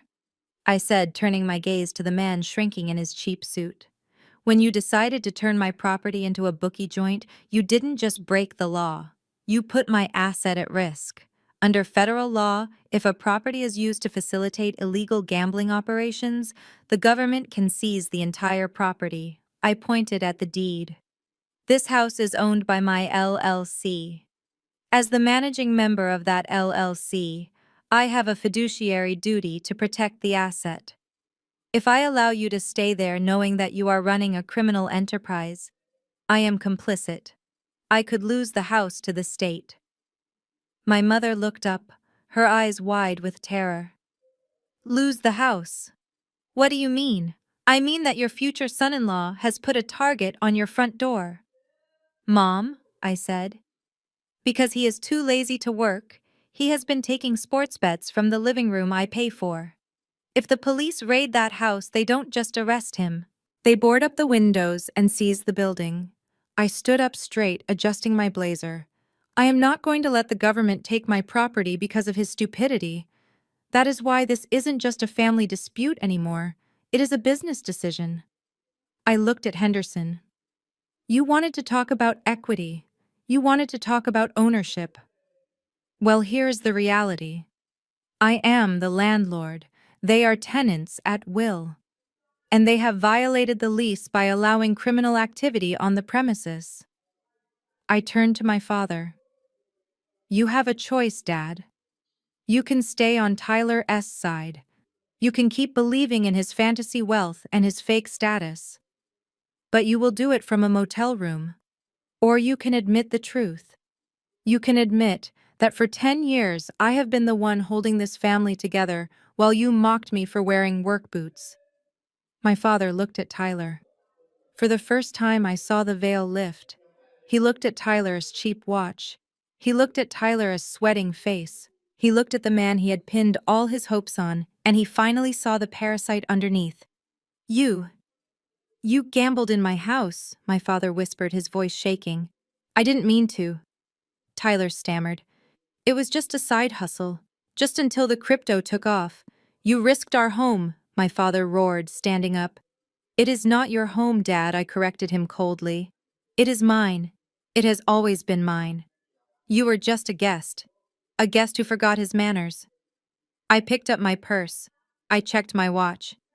You have 30 days, I said. That is the legal notice period. But frankly, if I were you, I would start packing tonight. Because once I file the formal eviction with the court tomorrow, it becomes public record. All those neighbors you tried to impress, the people at church, the country club, they are all going to know that the Brooks family is being evicted by their own daughter. My mother let out a wail of despair. Sophia, please don't do this. We are old. Then you should have thought about that before you tried to sue the hand that fed you, I said. I walked toward the door, David right behind me. I paused with my hand on the handle. And Tyler, I said, not looking back, I suggest you find a very good criminal defense attorney. Because once the eviction is filed, I am handing over the hard drives from the home security system to the police. I am sure they will be very interested to see exactly who has been coming in and out of that house to place bets. I walked out into the hallway. The air tasted sweet. For 10 years I had carried the secret of the house like a heavy stone. I had protected their ego at the expense of my own dignity. I had let them play the lords of the manor while I played the servant. But the play was over. The curtains had fallen. I walked to the elevator, my heels clicking on the marble floor. David looked at me. Are you okay? He asked. I looked at him. I thought about the little girl who used to hide in her room because she didn't feel good enough. I thought about the woman who crawled through ventilation shafts to pay for a sister's ungrateful lifestyle. I am better than okay, David, I said, pressing the button for the lobby. I am free. I knew the next 30 days would be ugly. There would be screaming. There would be crying. Jasmine would probably try to chain herself to the porch, but it didn't matter. The power dynamic had shifted permanently. They were no longer the judges of my worth. They were just trespassers in my kingdom. And as the elevator doors closed, I pulled out my phone. I had one more call to make. I needed to call a locksmith. Because on day 31 the locks were changing, and this time I was keeping the only set of keys. The drive to the house on Elm Street was usually filled with dread. For 10 years, every time I turned onto that tree-lined avenue, my stomach would twist into knots. I would check my appearance in the mirror, wondering if I looked wealthy enough to be accepted, or useful enough to be tolerated. But today, as I turned the corner in my truck, followed closely by a black sheriff department cruiser, I felt nothing but a cold resolve. I parked in the driveway right behind Tyler's leased convertible. Sheriff Miller, a man I had known for years through my work with the city, pulled up behind me, blocking the exit. He stepped out, adjusting his belt. "Are you sure you want to do this, Ms. Brooks?" he asked quietly. "Once we serve them, there is no going back. Family disputes get ugly fast." I looked at the house. The lawn was perfectly manicured thanks to the landscaping company I paid for. The windows were gleaming. It looked like the American dream, but I knew it was just a stage set for a nightmare. "I am sure, Sheriff," I said. "It is not a home anymore. It is a crime scene." I walked up the front steps carrying the bright orange eviction notice and a roll of heavy-duty tape.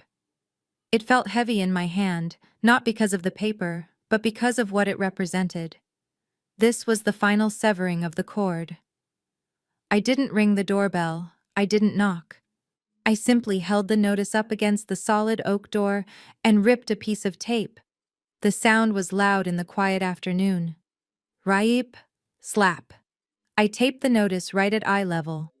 Notice to quit, termination of tenancy, due to illegal activity. Before I could finish smoothing the tape, the door yanked open. Jasmine stood there wearing a silk robe, her hair in curlers. She looked at me then, at the orange paper, then at the sheriff standing on the lawn. "What are you doing?" she screeched.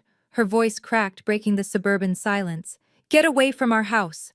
Mom, Dad, Sophia is vandalizing the door." She tried to rip the paper down, but I caught her wrist. "Do not touch that, Jasmine," I said, my voice low. "That is a court order. Removing it is a criminal offense."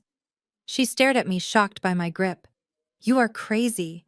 You are actually crazy. You cannot kick us out. We have rights. It takes months to evict someone. Tyler said you are bluffing." "Tyler is an idiot," I said, letting go of her hand. "Read the notice. This isn't a standard eviction.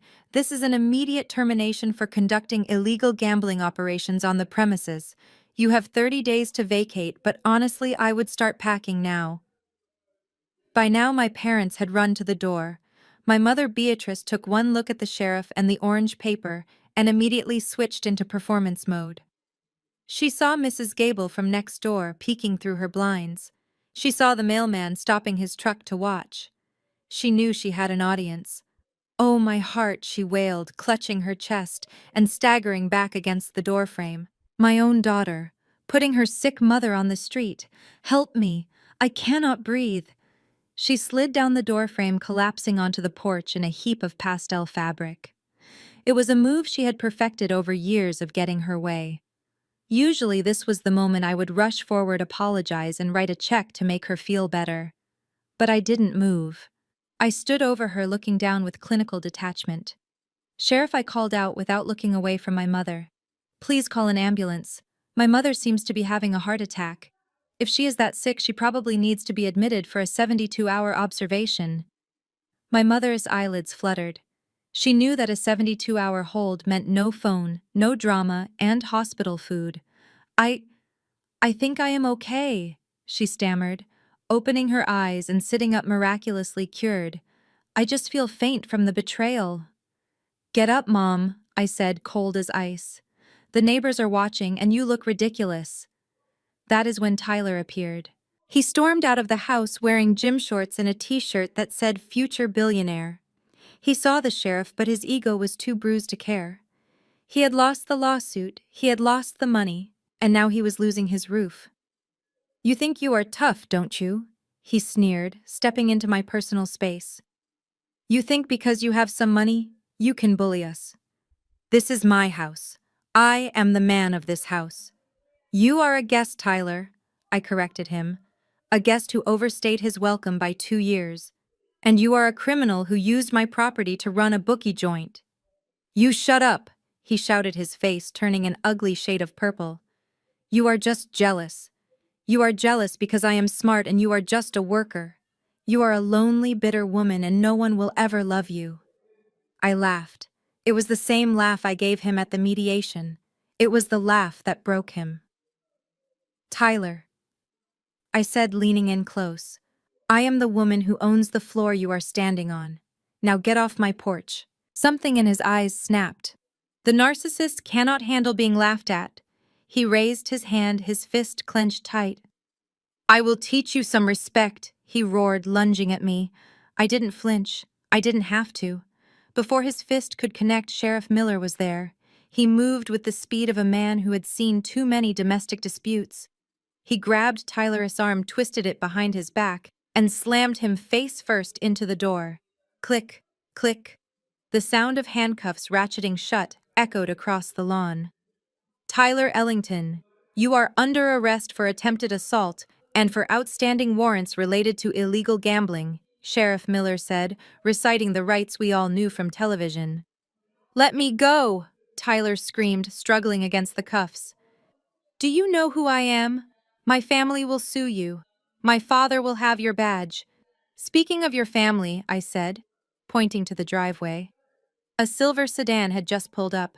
It was the couple who had played Tyler's parents at the engagement party. They had come presumably to discuss their payment or continue the charade. But they saw the police cruiser. They saw Tyler pinned against the door. They saw the orange eviction notice. The man playing Mr. Ellington made eye contact with me. I raised an eyebrow. He didn't even put the car in park. He just shook his head, put the car in reverse, and peeled out of the driveway, leaving tire marks on the asphalt.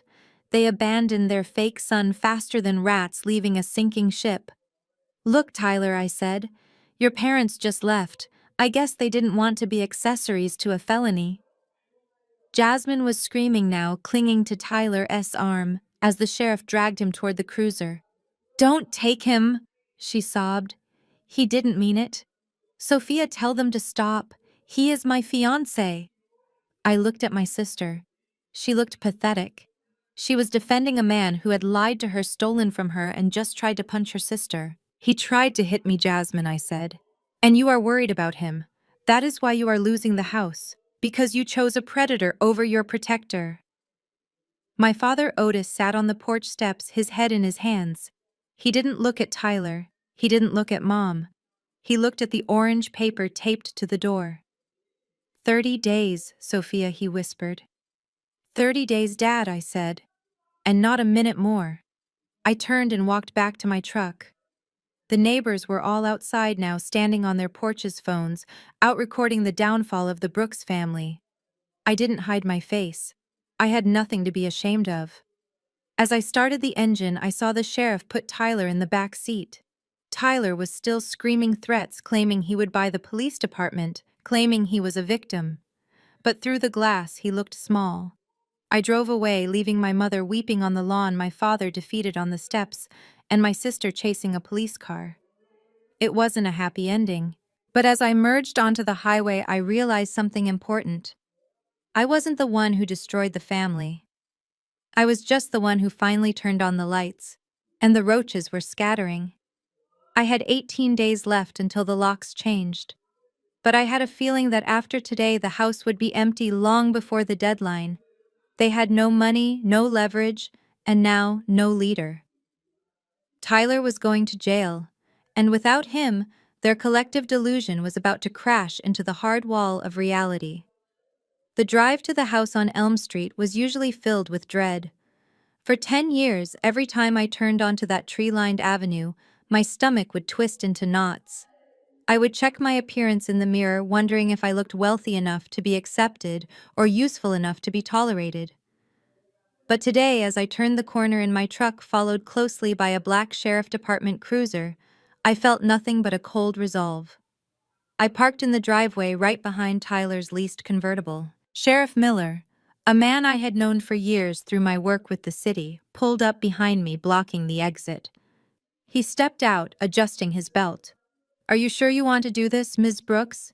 he asked quietly. "Once we serve them, there is no going back. Family disputes get ugly fast." I looked at the house. The lawn was perfectly manicured thanks to the landscaping company I paid for. The windows were gleaming. It looked like the American dream, but I knew it was just a stage set for a nightmare. "I am sure, Sheriff," I said. "It is not a home anymore. It is a crime scene." I walked up the front steps, carrying the bright orange eviction notice and a roll of heavy-duty tape. It felt heavy in my hand not because of the paper, but because of what it represented. This was the final severing of the cord.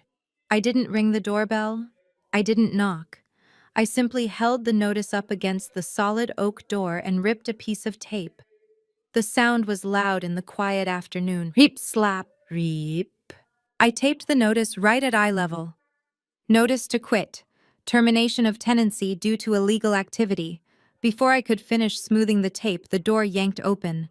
Jasmine stood there wearing a silk robe, her hair in curlers. She looked at me, then at the orange paper, then at the sheriff standing on the lawn. "What are you doing?" she screeched. Her voice cracked, breaking the suburban silence. "Get away from our house." "Mom. Dad. Sophia is vandalizing the door."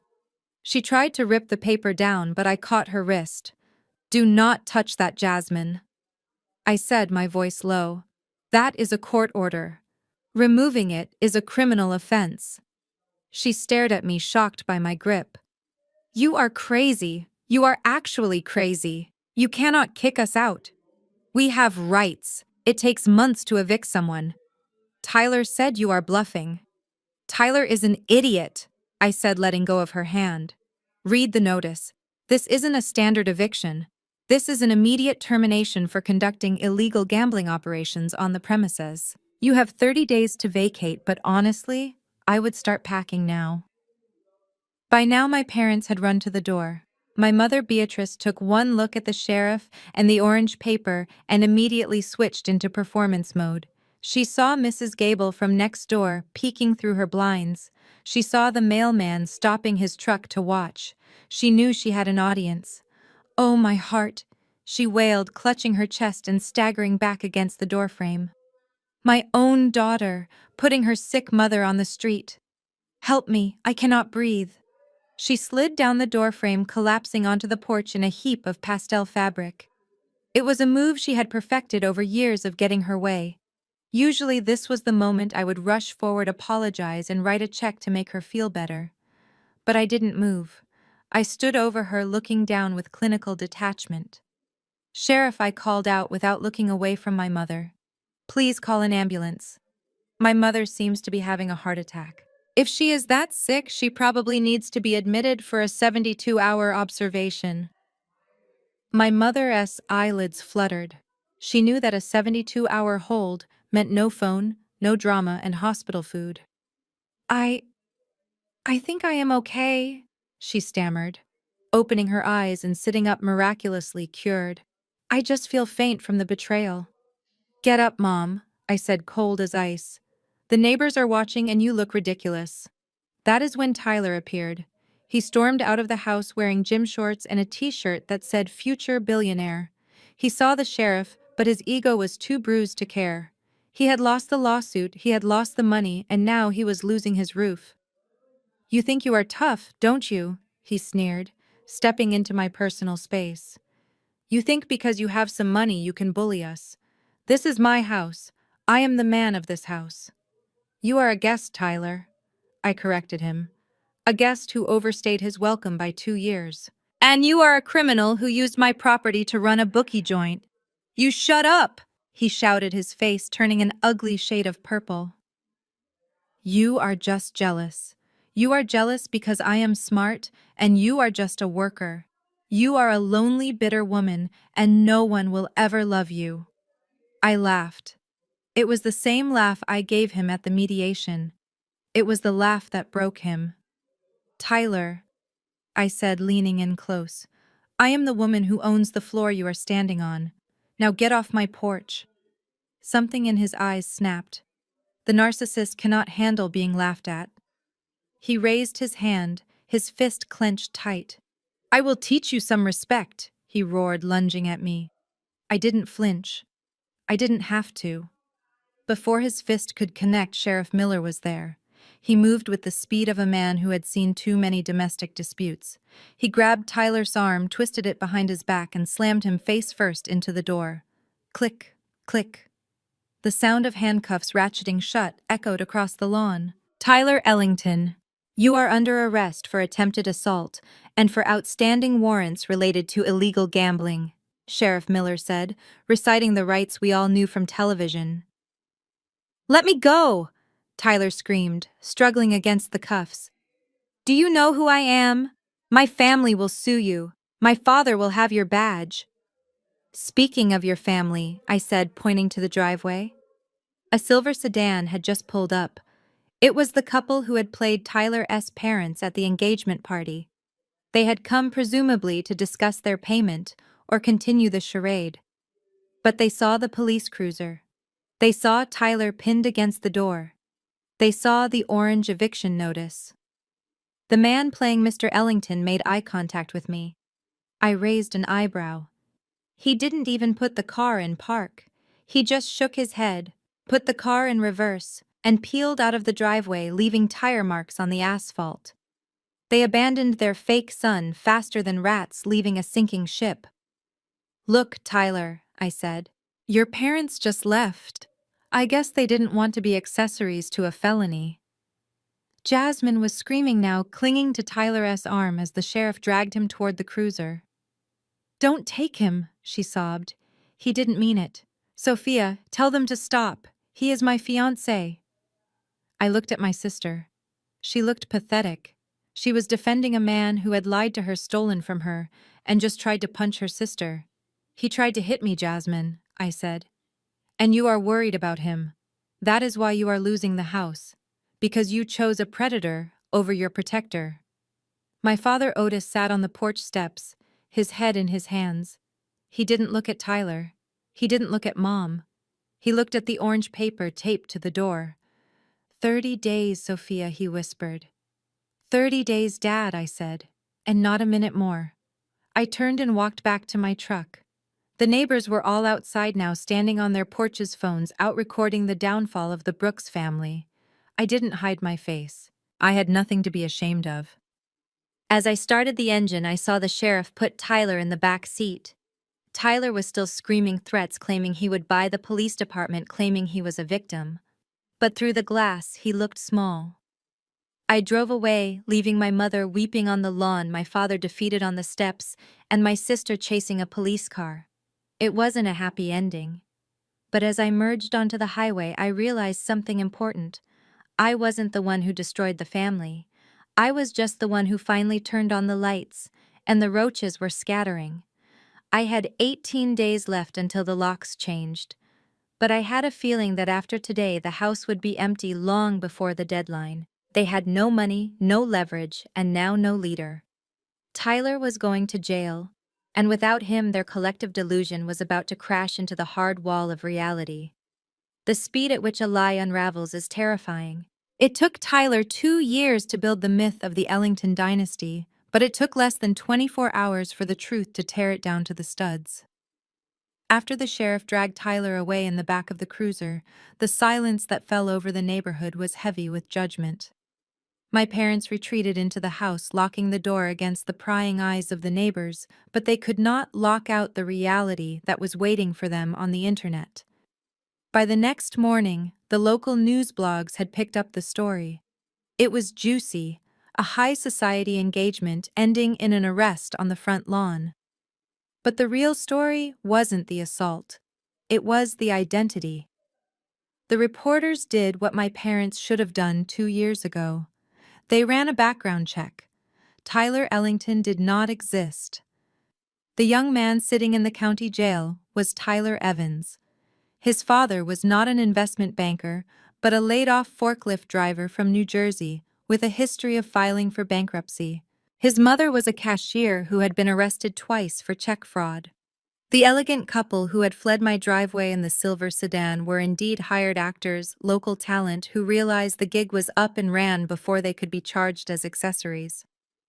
I sat in my office drinking black coffee and watching the house of cards collapse on my computer screen. It was almost poetic. Tyler had targeted Jasmine because he thought she came from money.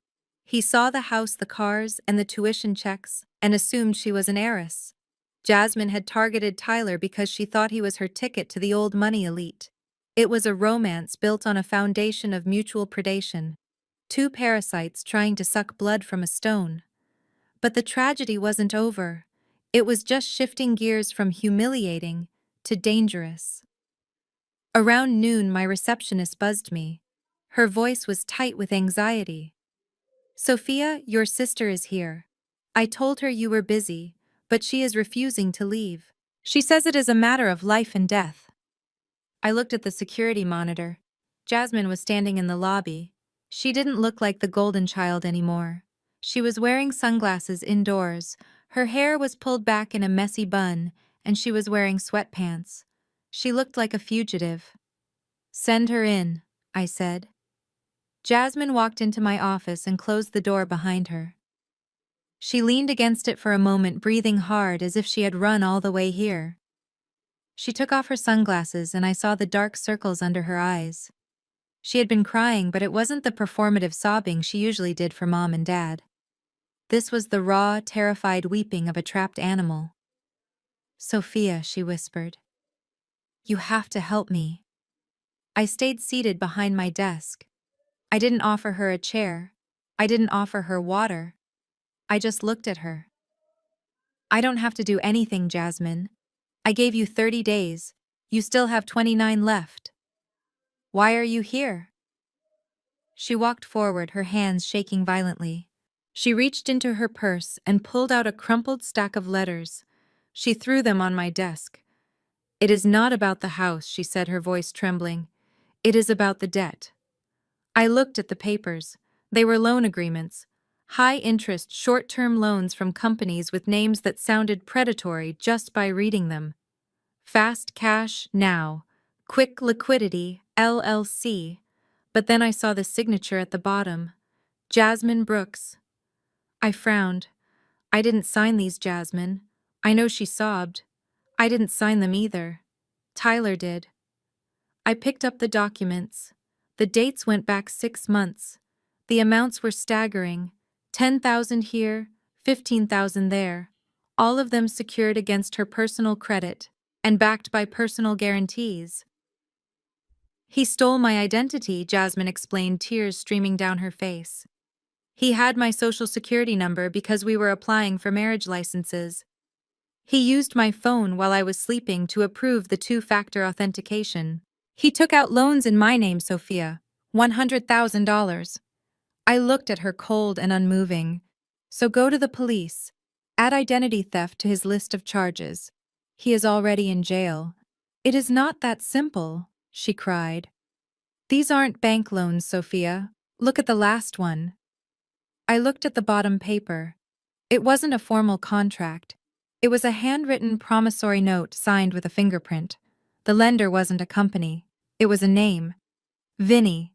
"He borrowed 50,000 from a loan shark," she whispered, "to pay for the engagement ring, to pay for the deposit on the venue. He told them he was good for it because he was marrying into the Brooks money. He told them I was rich."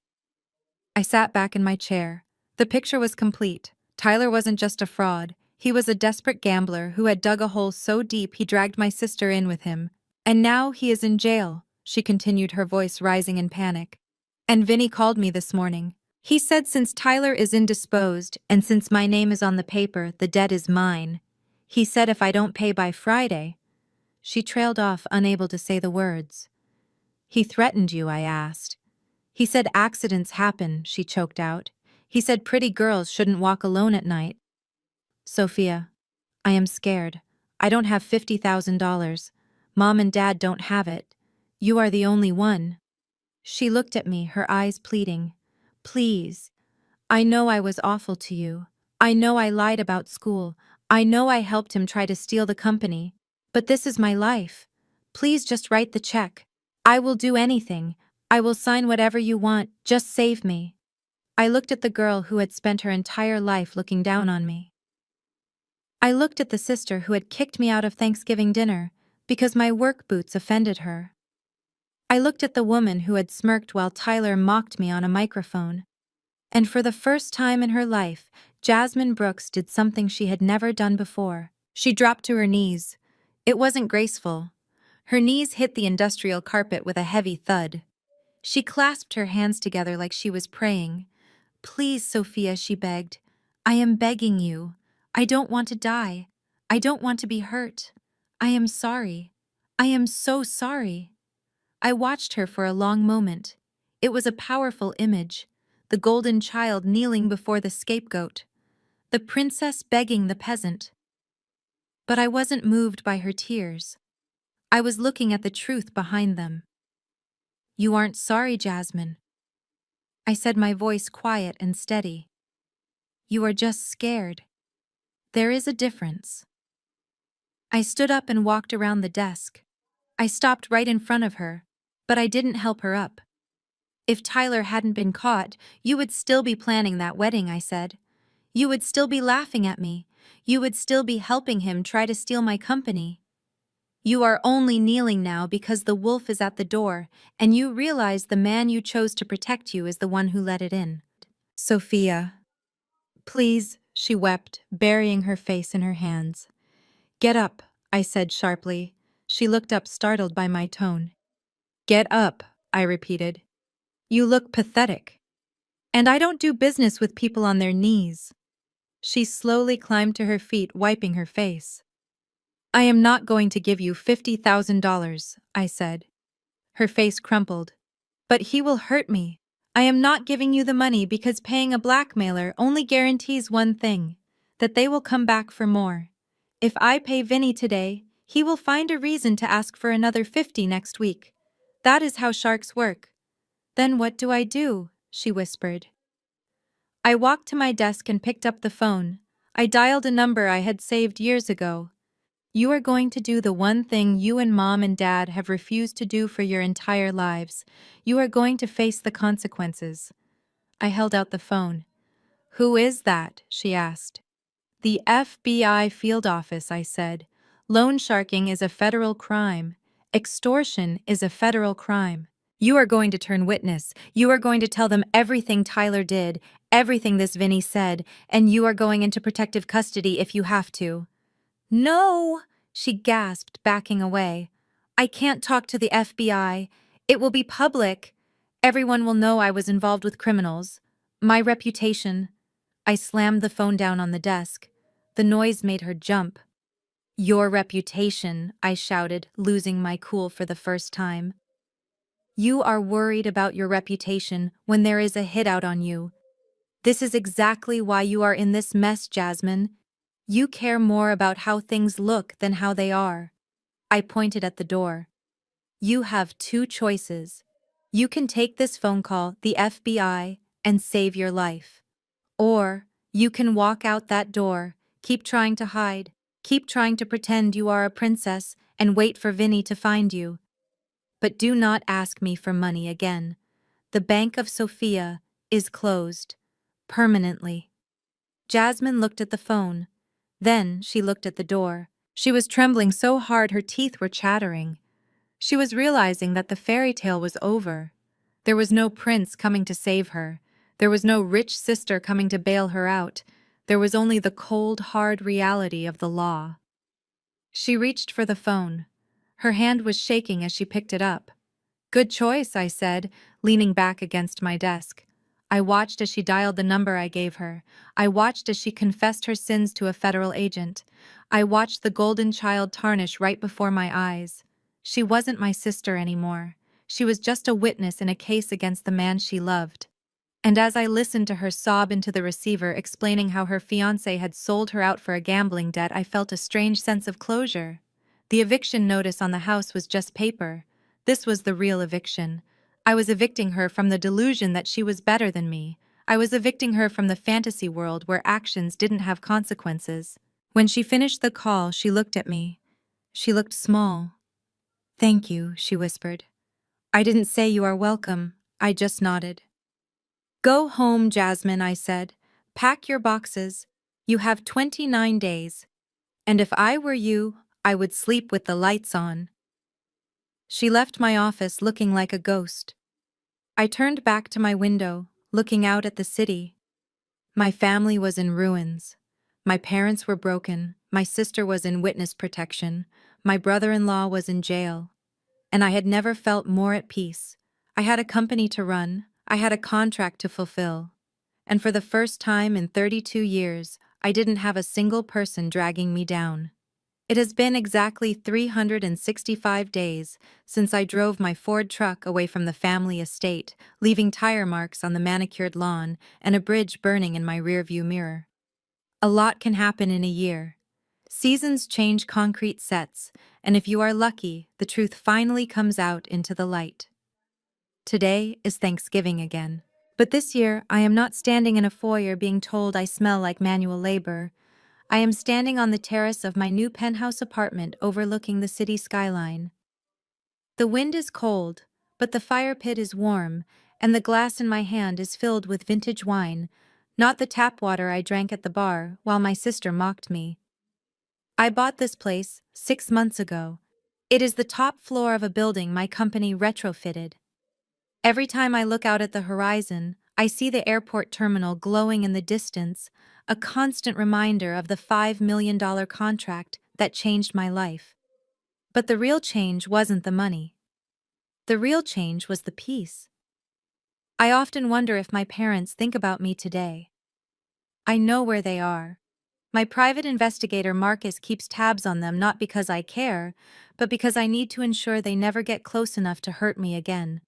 They don't live in the big colonial house on Elm Street anymore. That house was sold at a foreclosure auction 3 months after I evicted them. I heard a nice young family bought it, a doctor and his wife. I hope they fill it with the love and warmth that never existed when I lived there. My parents live in a 2-bedroom apartment in a complex near the highway. It has thin walls and beige carpet that smells like other people's cooking. They live on their Social Security checks and a small pension my father managed to salvage.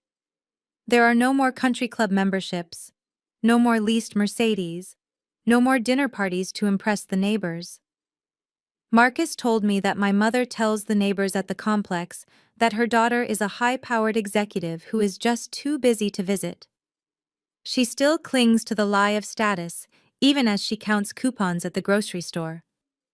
My father apparently spends his days sitting on their small balcony, staring at the parking lot.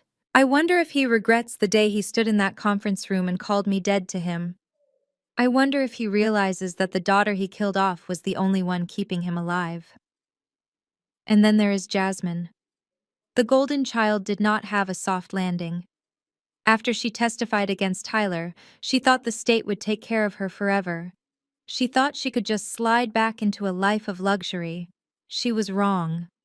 Witness protection ends when the trial is over, and with no degree, no work experience, and a reputation that was destroyed online, she had to enter the workforce for the first time in her life.